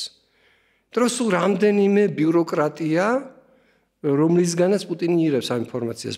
პუტინს ჰქონდა კატასტროფულად მცდარი ინფორმაცია იმის თაობაზე, თუ რა განწყობები იყო უკრაინის საზოგადოებაში, რა განწყობა და მზაობა იყო წინააღმდეგობის გასაწევად უკრაინულ ხელისუფლებაში. მეორე, მას ასევე ტოტალურად მცდარი ინფორმაცია ჰქონდა საკუთარ შეერაღებულ ძალებზე, მათ მზადყოფნაზე, ასევე გამომდინარე ძალიან ღრმა სისტემური კორუფციიდან, იმიტომ რომ ტრილიონი ლამის დახარჯული რუსული არმიის გადაიარაღებაზე წლების განმავლობაში და აღმოჩნდა, რომ მათ შორის ჯერ 2008 წელს აღმოჩნდა, რომ აბსოლუტურად არაადეკვატური იყო ჩვენნაირი ქვეყნის მიმართებაშიც კი, ბევრი ხარვეზი გამოჩნდა ობიექტური და ამის შემდეგ ჩაიდო უზარმაზარი ფული გადაიარაღებაში და 2022 წელს უცოდ აღმოჩნდა, რომ ქვეყანამ, რომელსაც პუტინი მოიხსენებს, რომ ეს ნამდვილი სახელმწიფო არ არის, რომ ძალიან სერიოზული წინააღმდეგობა გაუწია. ხო, თავისით სანამ უკრაინას დაეხმარებოდა. დახმარება არის მესამე საკითხი. ეს იყო ერთადერთი მისი არასწორი წარმოდგენა, რომელიც შედარებით ობიექტურ გათვლაზე იყო დამყარებული. მას ჰქონდა ყველა საფუძველი ეფიქრა, რომ დასავლეთის მხრიდან უკრაინა არ მიიღებდა ხელშესახებ რეალურ დახმარებას. აი ამის საფუძველი ჰქონდა. გამომდინარე წინა გამოცდილებიდან. ყველა დანარჩენში დაუშვა კატასტროფული შეცდომა, რაზეც არის პასუხისმგებელი პოლიტიკური ლიდერი. კი ბატონო, ანუ მე მაქვს მაგალითად მოსმენილი ნატოს ერთ-ერთი გენერლის ინტერვიუ, სადაც იგი ამბობდა, რომ ერთ-ერთი ძირითადი პრობლემა, რაც რუსებს ჰქონდათ, არის რომ სამხედრო სწავლებები, რასაც ისინი ატარებენ, არ არსებობს რუსული სამხედრო სწავლება, სადაც რუსეთი აგებს. ყველა სწავლებაში ისინი იგებენ, რაც იმას ნიშნავს, რომ სცენარი არ ითვალისწინებს ისეთ ახალ ინოვაციურ რაღაც საინტერესო მომენტებს, ის არის კონკრეტულად დაგეგმილი ისე, რომ საბოლოო ჯამში უნდა გამოჩნდეს, რომ რუსეთი ძლიერია და არა აღმოჩნდეს მისი სისუსტეები და დასავლეთი ამას ძალიან კარგად ხედავდა, მიუხედავად იმისა, რომ ყველა რუსული სწავლება, აი ზაპადი და ასე შემდეგ, ძალიან კარგად ქორეოგრაფიულად არის დადგმული. ანუ თითქოს რუსული ბალეტსაც ადარებენ, რომ ბალეტივით არის დადგმული, ვერტფრენები როგორ დაფრინავენ, თვითფრინავები ასე შემდეგ, მაგრამ საქმეზე რომ მიდგა, აღმოჩნდა, რომ ეს ქორეოგრაფია რეალურ სამყაროში არ გადაითარგმნებოდა. და აქედან გამომდინარე მაქვს ესეთი კითხვა. რამდენად რეალურია, რომ რუსებს ქონოდათ რეალურად გათვლა იმაზე, რომ უკრაინა რამდენიმე დღეში დაეცემოდა. ეს ბევრჯერ გავიგეთ ჩვენ რუსი პროპაგანდისტების პირიდან, რომ წარბს აუწევთ და უკრაინა დაეცემა, რამდენიმე დღე არის საჭირო იმისთვის, რომ დაეცეს. იყო რეალურად რამე ინდიკატორი იმის, რომ რუსეთს ქონდა სამხედრო გათვლაში, რომ უკრაინა რამდენიმე დღეში სამხედრო ოპერაცია იყო, რომელიც ამაზე მიანიშნებდა, რომ ისინი აპირებდნენ საკმაოდ მცირე ძალით კიევის აღებას, რეჟიმის ცვლილებას. ამისთვის იყო გადასხმული დესანტი კიევთან და უბრალოდ მე აღმოჩნდა, რომ ეს დესანტი იქნა განადგურებული. ძალიან მარტივად იყო აეროპორტის აღებას აპირებდნენ კიევთან, მე თვითონ კიევის შიგნით ცადეს შეღწევა და ასევე იყო ამას მოყვებოდა შემდეგ დიდი სამხედრო კოლონა ჩრდილოეთიდან ბელარუსიდან, რომელიც მოძრაობდა კიევის მიმართულებით, რომელიც დაადუღა უკრაინულმა ტანკსაწინააღმდეგო საშუალებებმა, რომელიც ძირითადად იყო რუსეთისთვის სულად უჩვეულო. სხვათა შორის ტაქტიკურ მომზადებას რაც შეეხება და საშუალებებს აღმოჩნდა, რომ პირველ ეტაპზე უკრაინა ბევრად უფრო ეფექტური ტაქტიკური მომზადებით გამოირჩეოდა, აი ეს უკვე ხსენებული რუსული უზარმაზარი სამხედრო კოლონა იქნა განადგურებული ძალიან მცირე ძალებით, მობილური, მსუბუქი, მოძრავი ჯგუფებით, 5-კაციანი, 6-კაციანი, პატარ-პატარა ჯგუფებით, თავისი ჯაველინებით, არტილერიაც ჩაერთო ამაში კი ბატონო, მაგრამ ყველაზე თვალში საცემი ეფექტი ჰქონდა სულად ახალ ტაქტიკას. მერე დაემატა ამას დრონები, რომელიც რუსეთს სულად უცხო იყო ამ ეტაპზე და ჩვენ აი ამ 3 წლის განმავლობაში ხო ვაკვირდებით თვითონ რუსეთი როგორ სწავლობს ახალ ტაქტიკას, როგორ გადადის ჯერ ერთ როგორ სწავლობს თავის დაცვას ამ საშუალებებისგან და როგორ სწავლობს თვითონ აი თანამედროვე ომის წარმოების საშუალებას, მათ შორის დრონებს, რომელიც სულაც არ უნდა ყოფილიყო მისთვის მოულოდნელი და სიურპრიზი, იმიტომ რომ დიდი ბოდიში რუსულ სამხედრო ტაქტიკაზე, რუსული იარაღი დახჭურმილმა სომხურმა არმიამ განიცადა მარცხი ახალი ტაქტიკის, დასავლური ტაქტიკის მქონე, უმეტესად თურქულად გაწვრთნილი და ახალი საშუალებებით აღჭურვილი აზერბაიჯანის შეერაღებული ძალების წინაშე. აქ დრონების როლი რუსეთს თავიდან შეეძლო რომ გაეთვალისწინებინა. ანუ რუსეთი იმაშიც კი არ აღმოჩნდა უძლეվել ძლიერი, რაც ესეთ სახალხო ლეგენდებში იყო, რა შეიძლება რუსეთი არ არის ეკონომიკურად განვითარებული, მაგრამ უძლეველია სამხედრო თვალსაჩინო. აღმოჩნდა რომ არ არის უძლეველი. შედეგებს ვეუბნებ, რა თქმა უნდა, უკრაინა არ არის კარგ მდგომარეობაში, უმძიმეს მდგომარეობაშია, მაგრამ მარტივი ფაქტი ეს არ არის ჩემი თვალსაზრისით. დღეს უკრაინული შეერაღებული ძალები ბევრად უფრო ძლიერია, ვიდრე იყო 22 წლის დასაწყისში.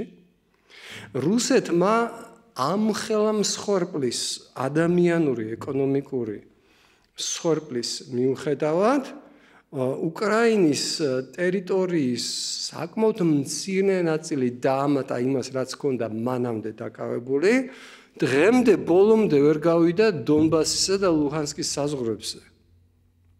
ლუჰანსკის ძალიან ცოტა აკლია, მაგრამ დონბასიც კი არაა ათვისებული და ტრამპის შეთავაზებულ მოლაპარაკებებში ითხოვდა, რომ უკრაინას დაეთმო ნებაყოფლობით ის ტერიტორიები ამ ახლად ოკუპირებული და ვითომ ანექსირებული რეგიონებიდან, ზაპოროჟიიდან და ხერსონიდან, რომელიც მან სამხედრო ძალით ვერ დაიპყრო.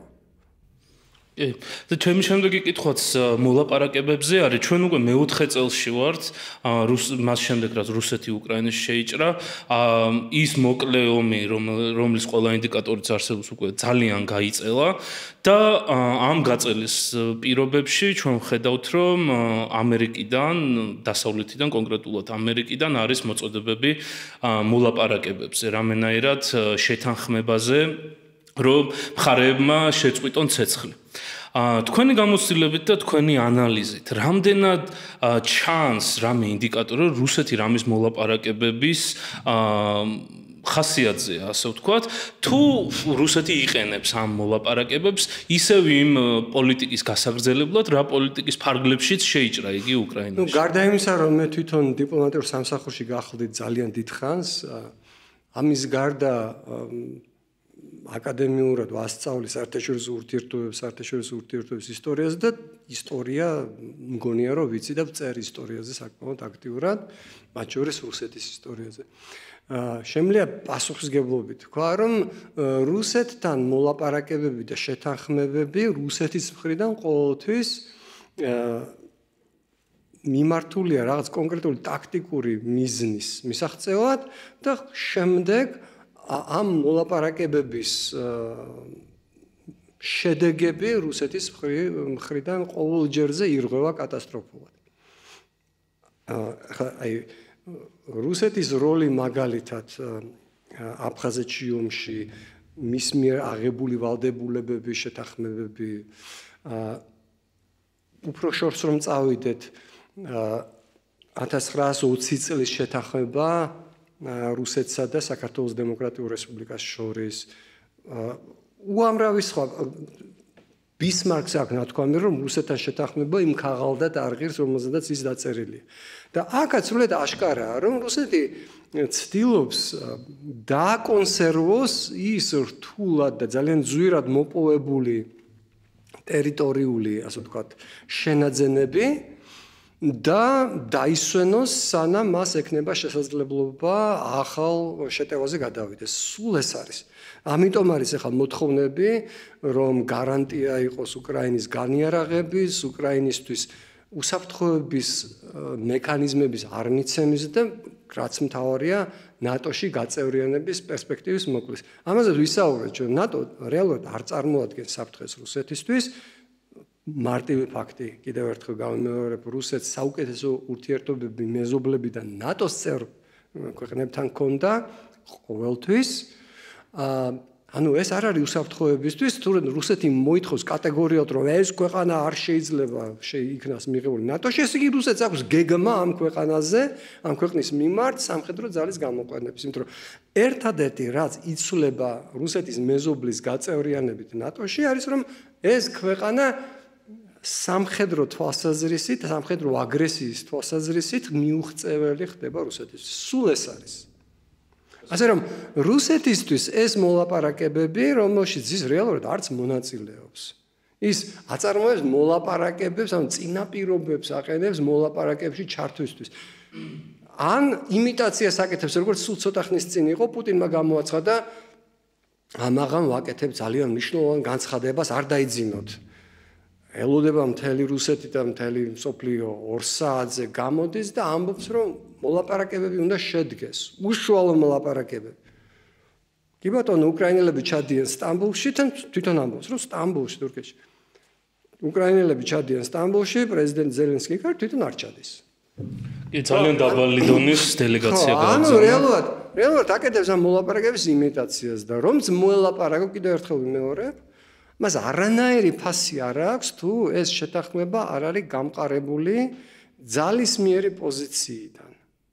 სულ ეს არის სამწუხაროდ, იმიტომ რომ რუსეთთან რეალური მოლაპარაკება შეთანხმება შეუძლებელია, იმიტომ რომ რუსეთი არც ემს პატივს არანაირ მოლაპარაკებას და მას აქვს მის რეჟიმს აქვს ძალიან კონკრეტულად ჩამოყალიბებული გეგმა, რომელსაც ის მიყვება ეტაპობრივად. თუ არ გამოვიდა დაპყრობა 3 დღეში, ის გადადის. ეს ომის განმავლობაში თავისუფლად შეიძლება დააკვირდნენ სამხედრო ექსპერტები, როგორ იცვლება რუსეთის ქცევა. ჩინეთის როლზე არის ხოლმე ხშირად ლაპარაკი და იმაზე, რომ აი პეკინისთვის ეს ომი სულაც არ იყო სასურველი. და რომ ამ ომს წინ უძღოდა პუტინის ვიზიტი პეკინში და აშკარად მან მიიღო ნებართვა. ოღონდ მან ნებართვა მიიღო თანხმობა. მიიღო იმ 3 დღიან თუ 3 კვირიან ოპერაციაზე. აი იმ ოპერაციისთვის, რომელსაც გეგმავდა პუტინი, ის ძალები, რომელიც იდგა უკრაინის გარშემო, იყო ადეკვატური. მართალი რო ყოფილიყო ის მოლოდინი უკრაინის მხრიდან წინააღმდეგობის არ გაწევაზე. გეგმა ეგ იყო. მართლა სპეციალურ სამხედრო ოპერაციას გეგმავდა. ომი არ იყო დაგეგმილი. მას მოუწია ნელ-ნელა ომის კი პირველი 6 თვის მერე მობილიზაციის გამოცხადება მოუწია, რაც რა თქმა უნდა გეგმაში არ იყო. ერთი კვირით ადრე ამბობდა, რომ არ იქნება მობილიზაცია, მაგრამ მოუწიათ მაინც მობილიზაცია და აქედან გადავდივართ ლოგიკურად შეიძლება ითქვას ესეთ კითხვაზე ხშირად ისმის რუსეთის დამარცხება, უკრაინის გამარჯვება, რუსეთის გამარჯვება, უკრაინის დამარცხება. ძალიან რთული არის ხოლმე კონფლიქტის პირობებში აღწერო კონკრეტულად რას ნიშნავს გამარჯვება ან დამარცხება. ამ კონკრეტულ სცენარებში რუსეთი რას აღიქვავს გამარჯვებად და უკრაინა რას აღიქვავს გამარჯვებად? ობიექტურად მაგალითად დღევანდელი შეხების ხაზზე რომ მოხდეს დაკონსერვება კონფლიქტის და რუსეთი ამას უარსავოს, ის ამტკიცებს, რომ მე ჩემს კონსტიტუციაში ჩავწერე ეს ტერიტორიები და მორჩა, უნდა მომცეთ. ესეც რომ მოხდეს, პუტინისთვის ეს არა გამარჯვება, ეს გაასახებს ამას გამარჯვებად, მაგრამ რა თქმა უნდა ეს გამარჯვება მაინც და მაინც არ არის, იმიტომ რომ სულ სხვა მოლოდინების შექმნა მან და ამხელა მსხვერპლი გაიღო. და ეს მაინც და მაინც გამარჯვება არ იქნება, ის გამოაცხადებს როგორც თქვა ამას გამარჯვებად, მაგრამ მერე იფიქრებს იმაზე, როგორ დააღწიოს თავი გარდაუვალ შიდა უკმაყოფილებას, რომელიც მოყვება, რომ ეს ომი რო შეწყდეს, აი ნახეთ, პუტინმა საკმაოდ წარმატებულად გადაიყვანა რუსული ეკონომიკა სამხედრო საომარ რელსებზე სანქციების მიუხედავად. ჯერჯერობით ის ფუნქციონირებს. ყველა ეკონომისტი, მათ შორის რუსი, ვისაც მეტნაკლებად შეიძლება ადამიანი ანდოს, რომ ამას რუსეთი არის ზღვარზე. აი მაგალითად, უფრო მეტად თუ დაეცემა ნატობის ფასი, რუსეთს ელის ღრმა ეკონომიკური კოლაფსი, ან თუ გაძლიერდება რეალურად სანქციების ეფექტურობა, იმიტომ რომ რუსეთი მაინც ახერხებს ნავთობის გაყიდვას, მცირე, ბევრ სხვა რამესაც ახერხებს, შემოტანას ახერხებს რაღაცებს, ხო? ანუ რუსეთი არის ზღვა, ძალიან ახლოს ეკონომიკური კოლაფსის ზღვა, მაგრამ ჯერჯერობით ის ფუნქციონირებს. პუტინისთვის პრობლემა არის როგორც სანქციების ეფექტურობის პირობებში ამ ომის გაგრძელება, ისე მეორეც ომის შეწყვეტა და დაბრუნება სამოქალაქო რელზე, იმიტომ რომ წარმოიდგინეთ, ახლა მილიონ კაცს რო დაკარგავ ეკონომიკიდან, მეორე სანამ სამხედრო რელსებზე კიდე შეიძლება რაღაცნაირად დაიფაროს ეფექტი იმ დანაკარგებისა, რომელიც რუსეთმა განიცადა გასაღების ბაზრების, იმპორტის წყაროების და შემდეგ. უკან რო დაბრუნდება 100,000-ობით ვეტერანი. ეგ ყველაფერი ძალიან სერიოზულად აისახება ხოლმე ყველა ქვეყნის შიდა სტაბილურობაზე და რუსულ გამოცდილებაში ეს ძალიან ცუდად აისახება. ხო? ანუ რუსეთისთვის გამარჯვებაც პრობლემურია და დამარცხება არის ბევრად უფრო რთული საკითხი. აი რა, მოდი აი ამაზე ვისაუბროთ. რა შეიძლება იყოს რუსეთის დამარცხება? კატასტროფულად ეშინია დასავლეთის წამყვან სახელმწიფოებს, განსაკუთრებით ამერიკას ზარავს იდეა რუსეთის დამარცხების. სულ იყო აი ამიტომ იყო რომ აი ან იარაღის მიწოდებაზე სულ იყო ეს შიდა ასე იგი დავები და აი რა გვეშველება და რუსეთის წითელი ხაზია აქ და შემდეგ და ნელა აღმოჩნდა რომ ნელ-ნელა ესე ევოლუციურად ისინი ამ ხაზებს აბიჯებდნენ. ახლა იყო მერცის განცხადება რომ უკრაინა აღარ იქნება შეზღუდული მხოლოდ თავის ტერიტორიაზე გერმანული იარაღის გამოყენების, ანუ ლაპარაკი არის შორსმსროლელობის, ანუ მანძილის შეზღუდვის მოხსნაზე. მერე ტაურუსების მიწოდებაზე. მერე ითქვა რომ არა, ეს პირდაპირ კი არ მივცემ, იმიტომ რომ რუსეთმა გამოცხადა რომ ტაურუსი წამოვა ჩემსკენ, მე დავარტყავ ბერლინს. მიახლოვეთ ეს მართლა პროპაგანდისტებმა თქვეს, მაგრამ იყო გაფრთხილება. ხო, ეხლა არის ლაპარაკი იმაზე, რომ აი რა უკრაინა და უკრაინა თვითონ დაიწყებს წარმოებას ამ იარაღს.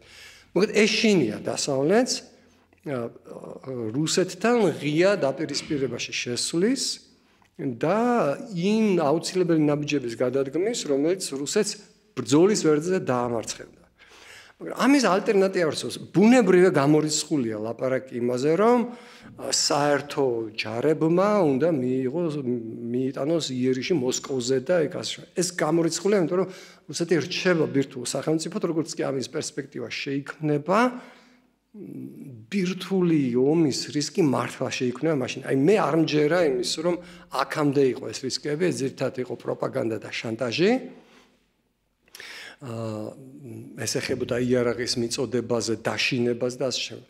მაგრამ რუსეთის დამარცხების სხვა საშუალება არსებობდა და ამის ისტორიული ორი პრეცედენტი გვაქვს. ერთი ვახსენე უკვე პირველ მსოფლიო ომში, როდესაც რუსეთი ბრძოლის ველზე კი არ დამარცხდა, შიგნიდან ჩამოიშალა, იმის გამო, რომ მისი სოციალურ-ეკონომიკური სისტემა აღმოჩნდა სუსტი იმ დატვირთვის უზრუნველსაყოფად, რომელთანაც დაკავშირებული ამხელა ომის და ამხელა გეოპოლიტიკური მიზნების ომის წარმოება. და მეორე ეს უკვე ჩემ თაობას ახსოვს კარგად, რომ 80-იანი წლების რუსეთი საბჭოთა კავშირი არ ჩამოშლილა მარტო ეროვნული მოძრაობების გმირული ბრძოლის შედეგად. კი, ქეცვიხრი იმ წulis გამო, რომელიც მათ შეიტანეს, მაგრამ საბჭოთა სისტემის დასუსტება დაიწყო სულ მცირე 80-იანი წლების დასაწყისიდან.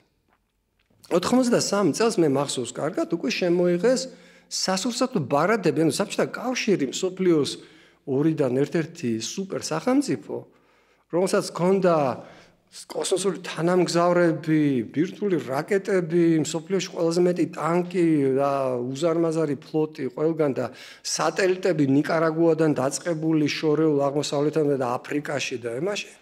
სულ აღმოჩნდა, რომ საკმარის სურსაც ვერ აწარმოებს საკუთარი მოქალაქეებისთვის. აი პირველი ზარი აქ უნდა ყოფილიყო. აი ის კიდე არსებობს ესეთი მიმდინარეობა ჩვენს საბჭოთა კავშირისადმი ნოსტალგიურად განწყობილ ხალხში, რომ აი გორბაჩოვმა რო დაიწყო გარდაქმნა პერესტროიკამ დაანგრია საბჭოთა კავშირი. პერესტროიკა და გარდაქმნა გახდა საჭირო იმის გამო, რომ საბჭოთა კავშირი კოტრდებოდა ღრმა ეკონომიკურ კრიზისში იყო. არა მარტო ეკონომიკაში, მაგრამ ეკონომიკური კრიზისი იყო, რამაც საბოლოო ჯამში პრაქტიკულად გააკოტრა საბჭოთა კავშირი. საბჭოთა კავშირი აყვედრის დასავლეთს და რაღაცებს იგონებდა, თქვენ დაგვპირდით, რომ ნატო არ გაფართოვდებოდა და ამის სანაცვლოდ ჩვენ დავთანხმდით გერმანიის გაერთიანებას. დიდი ბოდიში ამაზე არა გულწრფელი და სასაცილო. ამას სამ სერიოზულად განიხილავ ხო თვითონ დასავლეთში. არაფერი გამიგი ამაზე უფრო არა ნაღდი. საბჭოთა კავშირს სურსათის საშუალება აღარ ქონდა სურსათის გაგზავნის საკუთარი სამხედრო ბაზების შესანახად.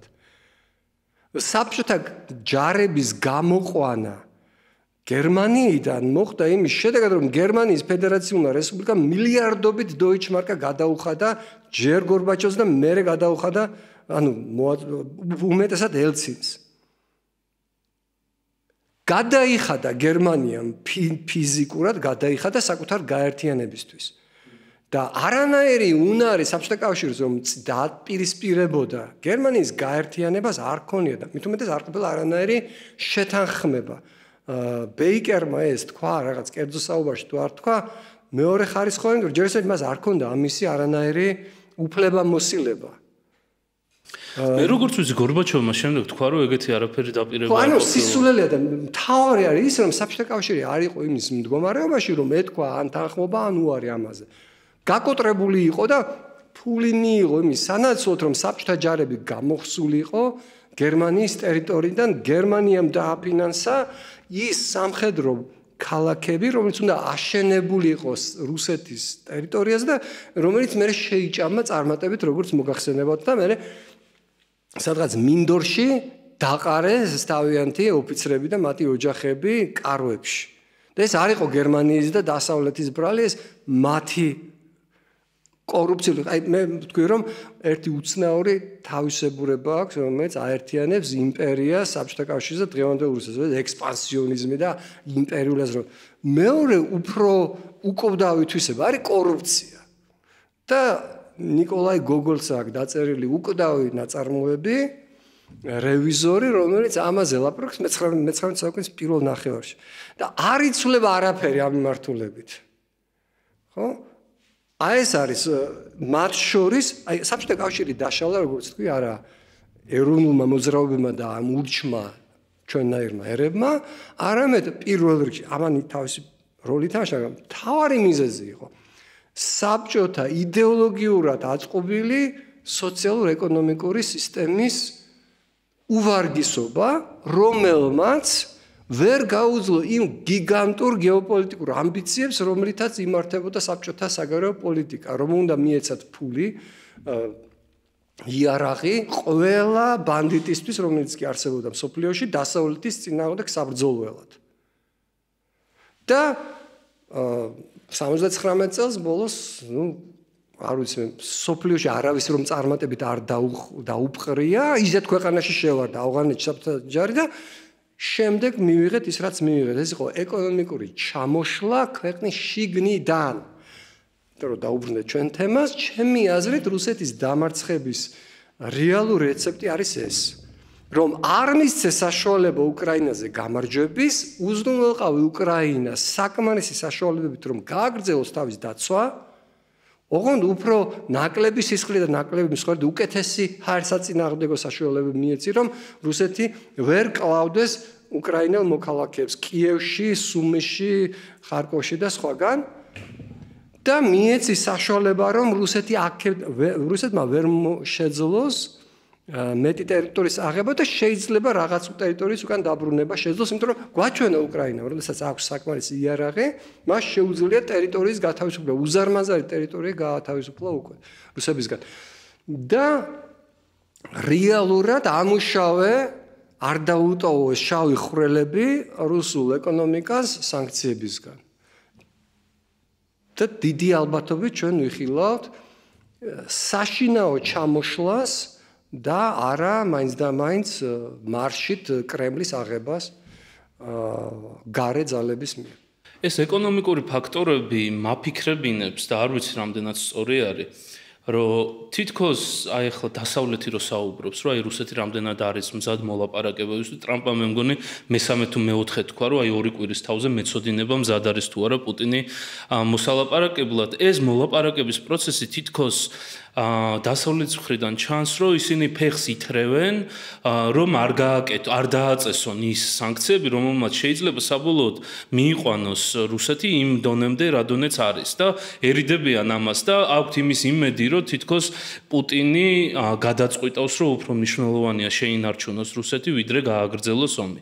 რამდენად ახლოს არის რუსეთი რეალურად იმ სტადიამდე, იმ ეკონომიკურ მდგომარეობამდე, რა მდგომარეობამაც შეიძლება გამოიწვიოს ის პროცესები, რომელიც იყო რუსეთში 1917 წელს, 91-ში და რამდენად ახლოს არის, რომ ეხლაც დაახლოებით იგივე პროცესები განვითარდეს. პუტინს და ყველა რუსულ რეჟიმს აქვს ეს უპირატესობა ყველა სხვა შედარებით ნორმალურ ერთან, რომ მის საზოგადოებას აქვს წარმოუდგენლად უფრო მაღალი ზღურბლი გაჭირვების მოთმენის. ოღონდ ისინი გაჭირვებას ითმენენ, სანამ მათ გონიათ, რომ მათი მმართველი არის ძალიან მაგარი და რომ იზიგებს. და როგორც თქვი, არ უყვართ რეფორმატორები და ასევე არ უყვართ მმართველები, რომლებიც აგებენ. ხო, აი მაგალითად პირველი დიდი კრიზისი რუსეთში გამოიწვია ნიკოლოზ პირველის ავანტიურულმა ომებმა, რომელიც წააგო ყირიმი. შემდეგ 905 წელს იაპონიასთან მარცხმა გამოიწვია სერიოზული დესტაბილიზაცია. 1905 წელს რევოლუციას უწოდებენ, მაგრამ პირველად ამან იყო. ანუ ეს არ იყო აუცილებლად ზოგადი სოციალურ-პოლიტიკური პროცესების დაჩქარება. პირდაპირ ეფექტი იყო მათი დიადი იმპერატორის შედარებით უნარობის ხილვის. იმიტომ რომ იაპონია ამ დროს განუვითარებელ ქვეყნად თუ არ თვლებოდა დიად სახელმწიფოთა რიცხვში არ შედიოდა. და უცოდ აღმოჩნდა, რომ ეს ჩვენ მესამე რომი და მთელი ამბავი და უცოდ იაპონიასთან სამარცხინო დამარცხდა, ხო? აი მან გამოიწვია შემდეგ ძალიან სერიოზული პროცესები ქვეყნიდან.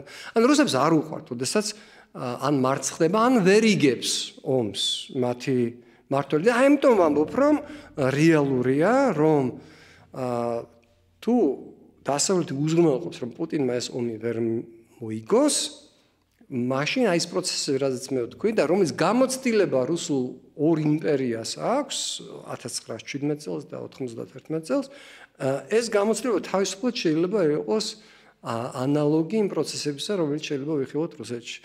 მე ასევე არ ვეთანხმები კატასტროფულ შიშს დასავლეთის მხრიდან რუსეთის დანაწევრების მიმართ. ჩვენ ეს განვიცადეთ ჩვენ თავზე 91 წელს, ჩვენს გამოცხადებულ დამოუკიდებლობას თითქმის ნულოვანი მხარდაჭერა ჰქონდა, იმიტომ რომ ეს კიდე ერთი მითია, რომ აი დასავლეთმა დაშალა საბჭოთა კავშირი. დასავლეთი აქტიურად ცდილობდა საბჭოთა კავშირის გადარჩენას, შენარჩუნებას. ჩვენ გვეუბნებოდნენ, რომ არა, ესე იგი, არ შეეწია კარგად იქნებით რეფორმირებულ საბჭოურ სისტემაშიო, ესე გვიმტკიცებდნენ. უბრალოდ თვითონ არ ელოდნენ, რა სისწრაფით ჩამოიშალა ის საბჭოთა კავშირი. შიში იყო შედარებით რაციონალური, ბუნებრივია, რომ არავის არ უნდოდა, რომ მაგალითად ბირთვული იარაღი აღმოჩენილიყო ვიღაცა გაურკვეველი ძალების, ტომების, არ ვიცი, ვიღაცის ხელში. მაგრამ ეს ასევე ასახავდა იმას, რომ ჩვენ შესახებ ძალიან ცოტა იცოდნენ. მე შევხვედრილ ვარ აი პირველი თაობის დიპლომატებს, რომლებიც ჩამოდიოდნენ აქ, რომლებიც მუშაობდნენ საქართველოზე და შემიძლია გითხრათ, რომ ძალიან ცოტა მიცოდა საერთოდ რამე ჩვენზე. ეხლაც არის ეგეთი შიში, რომ ამ რუსეთის მარცხი ან მით უმეტეს დანაწევრება, რომ მათთვის დიდ საფრთხეს წარმოადგენს, რისკებთან არის დაკავშირებული. ოღონდ აი რუსეთის გადარჩენის პრიორიტეტად ჩამოყალიბება იმის საწინააღმდეგოდ, რომ არ დაუშვან რუსეთის იმპერიული აღორძინება, რომელიც არ დასრულდება, უბრალოდ ვისაც ეგონა, რომ აი დიდი ამბავი წაიღონ ახლა აფხაზეთი და სამხრეთ ოსეთი და ნუ რა მოხდება მაგითი, ხო? ან მე ნუ კაი ჯანდაბას წაიღონ თქვა უკრაინის რაღაც ნაწილი და აქ გაჩერდება. არ გაჩერდება. ამის გამოცდილებაც არის. ახლა ეს შეიძლება ამ გაიმართლოს თავი ჩემბერლენმა 38 წელს, როდესაც ამბობთ, რა, კარგი, მოდი, გერმანელებიც არის დასახლებული ბოლოს და ბოლოს ეს სუდეტენლანდი. დაუბრუნდოთ ამ გერმანიას და მოისვენებს ის ნაციონალისტი კაცი, თანაც შეიძლება მართლა დავჩაგრეთ პირველი მსოფლიო ომის შემდეგ გერმანია და დაუბრუნდათ ეს მათი ეთნიკური ტერიტორია და მორჩება ამით. რა აღმოჩნდა რომ ამაზე მეტად ვერაფერ ვერ წააქეზებ შენ აგრესორს, როგორც თქვი რა, როდესაც შენ ხულიგანს რომელსაც უნდა შენთვის რაღაცის წართმევა და თან სიამოვნებს შენ იცემა, ანიშნებ რომ შენ წინააღმდეგობას არ გაუძლებ, შესაძლებას 100%-ად აქცევ რომ ის თავს დაგესხმებ. ხოდა პრობლემა კიდე რაშია, ერეკლე, რომ ის ადამიანები, რომ აი ამ კატეგორიებით ცდილობენ, რომ მოდი ფიქრობენ, რომ მოდი დავუთმოთ, მოდი კეთილინების ჟესტი გავაკეთოთ. თითქმის ყველა მათგანი არის ყველაზე პრესტიჟული ევროპული, ამერიკული უნივერსიტეტების კურსდამთავრებულები. ახლა მე არ მინდა ცოტათი გადავიდე რაღაც აკადემიური გზით, მაგრამ ძალიან ცოტას აქვს ცხოვრებისეული გამოცდილება ამ ქუჩის. სკოლიდან დაწყებული, ზოგი აი ბრიტანული დიპლომატიის დიდი ნაწილი მოდის კერძო სკოლიდან, ელიტური სკოლიდან, უნივერსიტეტში. ამერიკელებს ბერ აი ეს ქუჩის შანტრაპა პუტინის ნაირი, ან ჰიტლერის ნაირი მართლა ქუჩის ტიპი იყო, ხო ეს არ იყო. მათი ფსიქოლოგია მათთვის ძნელად გასაგებია ხო. ხო და ამას გამოუწევია ძალიან სერიოზული შედეგები აი იმ არასწორად გაგების გამო, რომელსაც ისინი ავლენდნენ რუსეთის და სხვა ავტორიტარულ რეჟიმების მიმართ მრავალი ხნის განმავლობაში. ჩვენ ვისაუბრეთ რუსეთისთვის რას ნიშნავს გამარჯვება და დამარცხება და ძალიან საინტერესოა ამ ეტაპზე, მიუხედავად იმისა, რომ უკრაინა არის ძალიან რთულ სიტუაციაში, როგორ გამოიყურება უკრაინისთვის გამარჯვების სცენარი. რას ნიშნავს, რომ უკრაინამ გაიმარჯვოს ამ ომში? დავაზუსტებ, რუსეთისთვის გამარჯვება იქნებოდა არა მარტო ამ დროებითი ზავის მეშვეობით აქამდე ოკუპირებული ტერიტორიების და ანექსირებული, ვერ ოკუპირებული ტერიტორიების და დამტკიცება თავისი ვალდებულებებით, რომელიც უკრაინას დაასუსტებდა და შემდეგ გახდიდა მომავალი აგრესიისთვის, შექმნიდა უკეთეს პირობებს, რეალური გამარჯვება იქნებოდა, რა თქმა უნდა, უკრაინის სრული ოკუპაცია, მისი დამორჩილება რუსული მმართველობისადმი, იქნებოდა ეს რაღაც მარიონეტული რეჟიმის თუ პირდაპირი მმართველობის მეშვეობით, ამ ეტაპზე, ამითი არ დამთავრდებოდა, ამაზე ვისაუბრეთ მეორე ნაწილში, რა შედეგები ექნება რუსეთის გამარჯვება. და უკრაინის გამარჯვებაც თქვით, რომ იქნებოდა მთავარი უკრაინის რუსეთის მარცხი იქნებოდა მისი არ გამარჯვება და შემდეგ შიდა სოციალურ-ეკონომიკური ჩამოშლა. ისეთი, როგორც განიცადა საბჭოთა კავშირმა 91 წელს და რუსეთის იმპერიამ 1917 წელს, ანუ გარე პირდაპირ ფრონტალური შეტევის გარეშე, რადგან ეს ფრონტალური შეტევა ვაღიაროთ არის დაკავშირებული უზარმაზარ რისკებთან, რაც შორის ბირთვული ომის.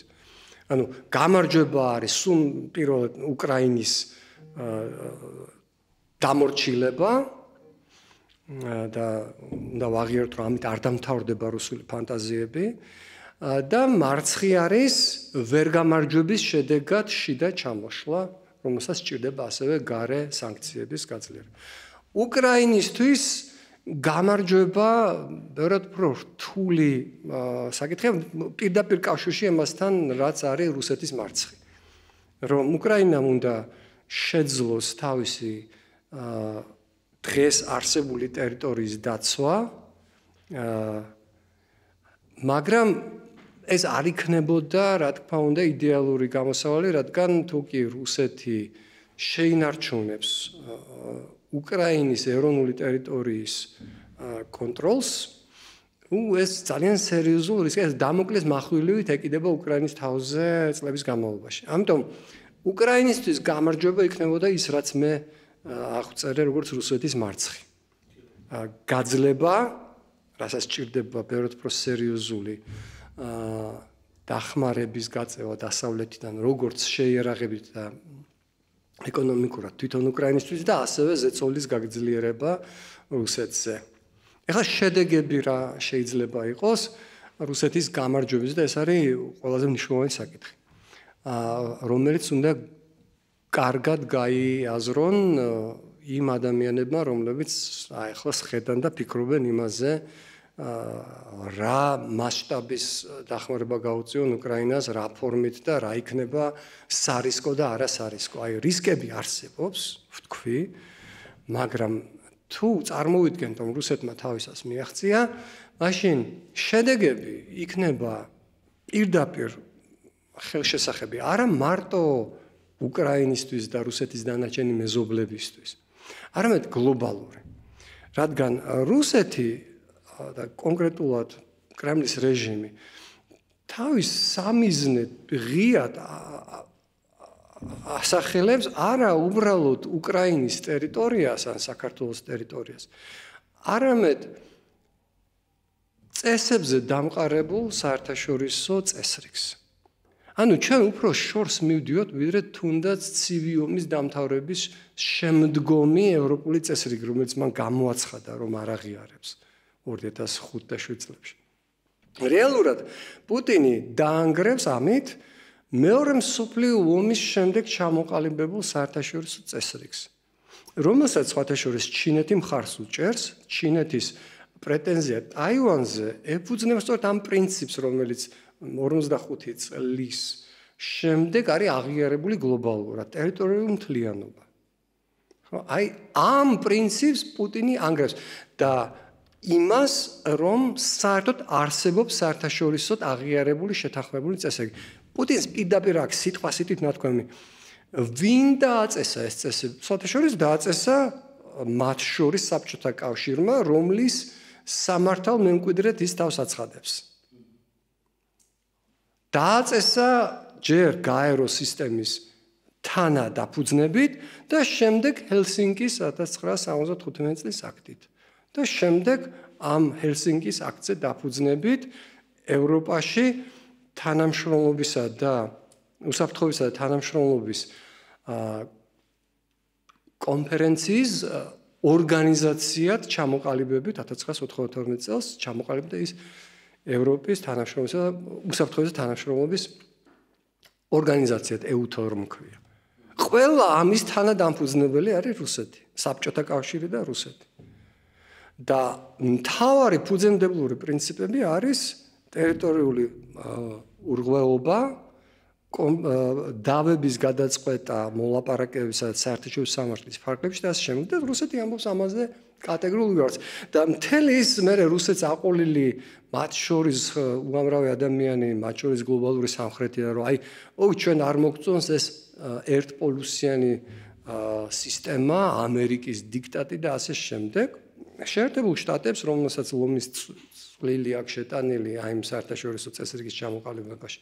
ჯერ მეორე მსოფლიო ომის შემდეგ და შემდეგ ცივი ომის დამთავრების შემდეგ სისტემაში შეიძლება მოედაო უამრავ შეცდომაში, ზოგჯერ დანაშაულში, რომელიც ამ პროცესში აქვს ჩადენილი. მაგრამ ერთი წუთით წარმოიდგინეთ, რომ საერთოდ საერთაშორისო წესრიგის ალტერნატივა არის ქაოსი. ამ წესრიგამდე თითქმის ყოველთვის ევროპის ისტორია, ომების ისტორია, გლობალური მსოფლიოს ისტორია, ომების ისტორია. შედარებით სტაბილური სოფლიო გახდა მეორე მსოფლიო ომის შემდეგ, თავის კონფლიქტების მიუხედავად. აი მეორე მსოფლიო ომის შემდეგ არ ქონია გლობალური დიდი ომი.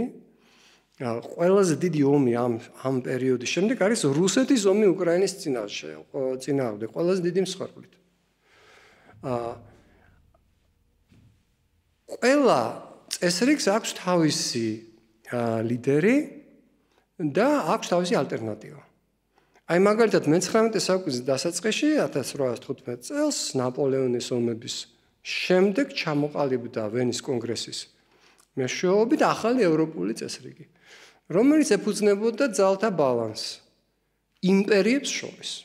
ის არ აძლევდა არანაირ უფლებებს, არანაირ ხალხებს პირიქით, მაგრამ რაღაც სტაბილურობას იძლეოდა ძალთა ბალანსი, ოღონდ ეუბნებოდა, აი ამ იმპერიას ეკუთვნის ეს, იმ იმპერიას ეკუთვნის ეს და შიგნით ხალხებია იმათ დედაცვატირე, მათი თავისუფლება და უფლებები ჩვენი პრობლემა არ არის.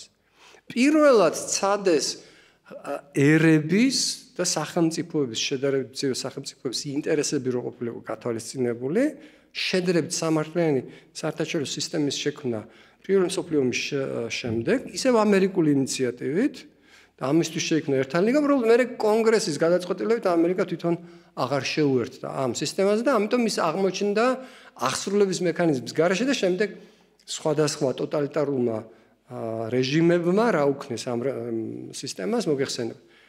მეორე მსოფლიო ომის შემდეგ შეერთებული შტატების ლიდერობით შეიქმნა ახალი სისტემა, რომელიც ცდილობდა რომ დიდი ძლიერი აგრესორი სახელმწიფოებისგან შედარებით დაცული ყოფილიყვნენ შედარებით მცირე სახელმწიფოები. ხო? ასე გადარჩა მაგალითად სამხრეთ კორეა კომუნისტურ აგრესიას და შედეგის ახეზეა. რუსეთის გავლენის სფერო იხილა ჩრდილოეთ კორეაში და ამერიკისა სამხრეთ კორეაში ცადა დედამიწა. ვერ გადარჩა სამხრეთ ვიეტნამის. ამერიკას ყველაზე დიდი დანაშაულად და იმპერიალიზმის გამოხატულებად უთვლიან ხოლმე ვიეტნამის ომს. ძირითადად იმ მეთოდების გამო, რომელსაც ის იყენებდა ამ ომში, მაგრამ მიზნების არ იყო იმპერიალისტურის, არ აპირებდა ვიეტნამის დაპყრობას, პირიქით ის იცავდა სამხრეთ ვიეტნამს კომუნისტური აგრესიისგან. და რა მიიღეთ მე შედეგად, ვინც არ იცის 100,000-ობით ვიეტნამელი იქნა გაჟლიტი და კომუნისტურ ღარიბ ქვეყანად იქცა წლების განმავლობაში, ეხლა ცდილობს საერთაშორისო ეხლა სხვადასხვა ამერიკასთან ახლობენ ურთიერთობებს. ხო, და ამერიკის იმედი აქვს ჩინეთისგან თავის დასაცავად. მოგეთ, ყველა იმ ხარვეზის თუ დანაშაულის მიუხედავად, რომელიც ამ პერიოდში შეიძლება ამერიკას დააბრალო, უნდა ვაღიაროთ ერთი რამ, რომ ალტერნატივა ამისი იყო კომუნისტური ან რომელიღაცა ნაცისტური თუ რაღაცა სხვა რეჟიმის მიერ მართული საერთაშორისო სისტემა ან ქაოტური, რომელიც მუდმივად იქნებოდა ომებში. და ამას უწოდებს რუსეთი ერთპოლუსიან სამყაროს, რომ ამერიკა პერიოდულად ვამბობ, ყოველთვის სამართლიანად შეიძლება არ იქცეოდეს, შეიძლება ყველას მიმართ არ იქცეოდეს სამართლიანად, მაგრამ პერიოდულად ამერიკა ეკომაგება ვიღაცის დამოკიდებულად, კუვეიტს, მანამდე ახსენე სამხრეთ კორეა და ასე შემდეგ.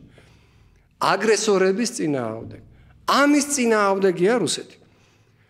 და ლაპარაკი რომ რა კარგი იქნება ეს მრავალპოლუსიანი სამყარო, უნდა გვესმოთ არანაირ მრავალპოლუსიან ჰარმონიაზე არა ლაპარაკი. ლაპარაკი იმაზე რომ რუსეთს უნდა კონდეს თავისი გავლენის სფერო, ჩინეთს თავისი და რაც უნდა იმას გააკეთეს იმ გავლენის სფეროში. გააგზავნის ჯაზს, დაანგრევს იქ რომ რაღაცა მეზობლის სახელმწიფოებრიობას, გაძარცვას თუ გააუბედურებს. და ლაპარაკი იმაზე რომ თუ ამერიკას აქვს გავლენის სფეროს უფლება, რატომ არ უნდა კონდეს რუსეთს, უბრალოდ ამავე ადამიანს უნდა კითხო. თქვენ უკაცრავად ჩრდილოეთ კორეაში გირჩევნიათ ცხოვრება თუ სამხრეთ კორეაში? თქვენ პირადად სად იცხოვრებდით? დიდი ალბათობით გეტყვით რომ ალბათ მაინც სამხრეთში, რომელიც არის აი გამოხატულება, რას იძლევა თავისუფალი საზოგადოება, საბაზრო ეკონომიკა და დემოკრატია. იგივე ძველი თაობის ხალხს. თქვენ უკაცრავად გედერში ცხოვრობდით, ანუ საბჭოთა გერმანიაში თუ ფედერაციულ რესპუბლიკაში?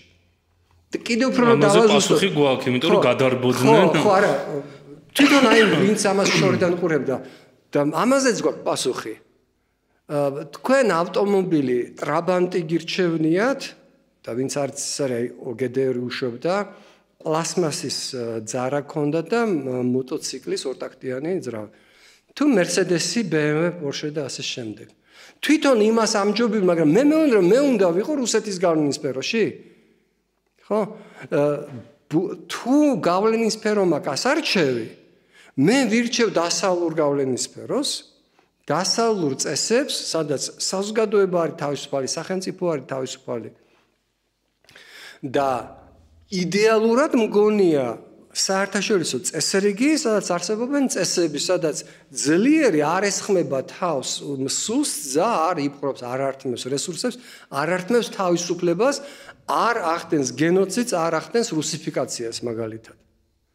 სულ ეს არის და ხარვეზებით, მაგრამ ამერიკის ლიდერობით საერთაშორისო სისტემა უფრო მეტ შანსს აძლევს მცირე სახელმწიფოებს, ვიდრე რუსეთისა და ჩინეთის თუ სხვა სახელმწიფოების გავლენის სფეროში ყოფნა.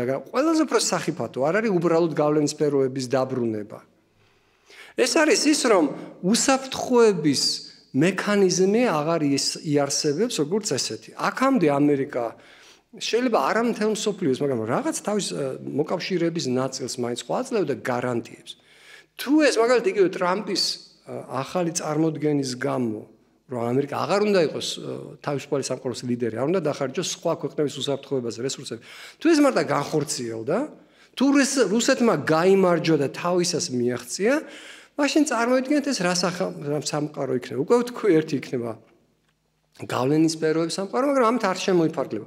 ეს იქნება სიგნალი ნებისმიერი ავტორიტარული, ტოტალიტარული რეჟიმისთვის, რომ ძალის გამოყენება არის მისაღები მათი პოლიტიკური მიზნების მისაღწევად. მთელი ევრაზია, მთელი აფრიკა არის პოტენციური კონფლიქტების, გაყინული კონფლიქტების არეალი.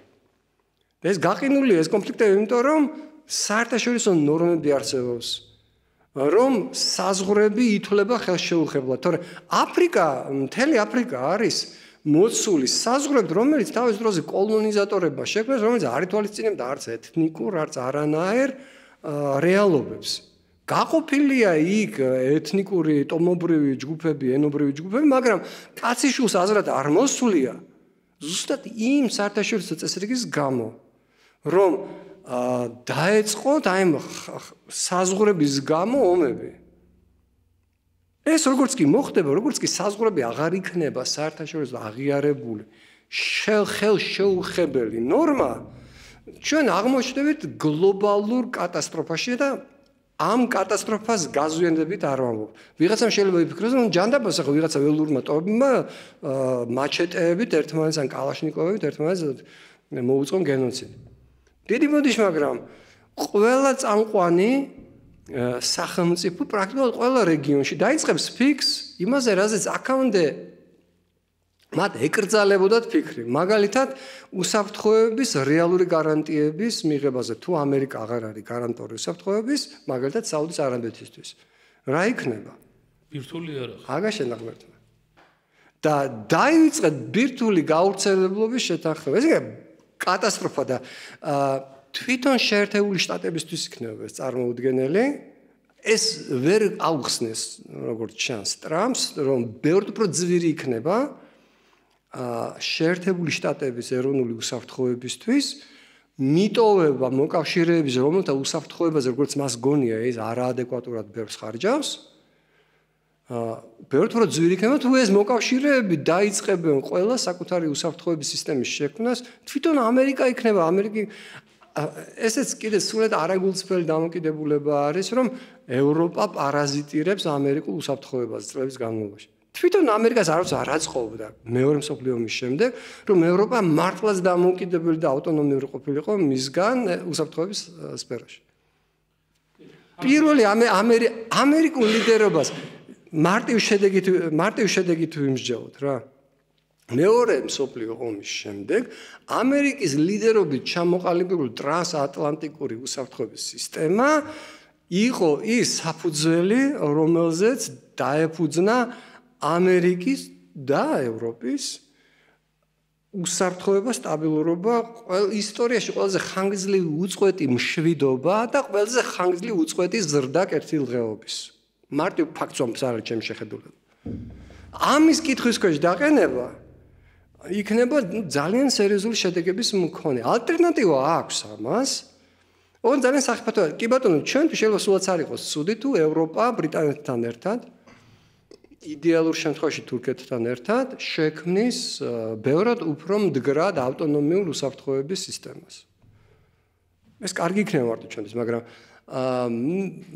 მაშინ ეს ნიშნავს, რომ იგივეს გაკეთება მოუწევთ ახლო აღმოსავლეთის წამყვან სახელმწიფოებს, იაპონიას, სამხრეთ კორეას და სადამდე შეიძლება ეს მივიდეს, ვერ გეტყვი. კი და ესეც ითვალისწინებს ბირთვული იარაღის განვითარებას, იმიტომ რომ პირველი რაზეც დაიწყო საუბარი ევროპაში, როდესაც უსაფრთხოება იყო ბირთვული ქოლგის თემა, ამერიკის ბირთვულ ქოლგას თუ არ ვენდობით, საფრანგეთი, ბრიტანეთი, გერმანელებმა დაიწყეს საუბარი სხვადასხვა მიმართულებებით, ანუ მაინც ბირთვული იარაღზე იქნება დაფუძნებული ეს ალტერნატივა. გაწუნებთ და ეს თუ აღმოჩნდება რომ ეს აღარ იქნება საერთო კოორდინაციის ქვეშ დემოკრატიული ცივილიზებული ქვეყნების უსაფრთხოება, ამის ალტერნატივა მაინც და მაინც კარგი არ არის, მაგრამ რო დაუბრუნდეთ თქვენს კითხვას, თავარი ყველაზე უფრო სახიფათო შედეგი რუსეთის გამარჯვების იქნება საბოლოო ჩამონგრევა წესებზე დამყარებული საერთაშორისო წესრიგის ყველა თავისი გამომდინარე ძალიან სახიფათო განვითარებით უკვე ხსენებული ბირთვული გაურცელებლობის შეთანხმების პრაქტიკულად ჩამოშლით, ბირთვული იარაღის შექმნით არაერთ რეგიონალურ სახელმწიფოში და პოტენციური კონფლიქტებით, რომლებიც შეიძლება გახდეს ყოველდღიური ნორმა ჩვენს რეგიონში და გლობალურად. კი ბატონო, ვიმედოვნოთ, რომ ეს არ მოხდება უკრაინას დაეხმარება საბოლოო დასავლეთი იმ დოზით, რა დოზაც არის საჭირო, რომ იმ სიტუაციამდე მივიდეთ, რაზეც ვისაუბრეთ. ძალიან დიდი მადლობა, ძალიან საინტერესო და გულწრფელი საუბრისთვის.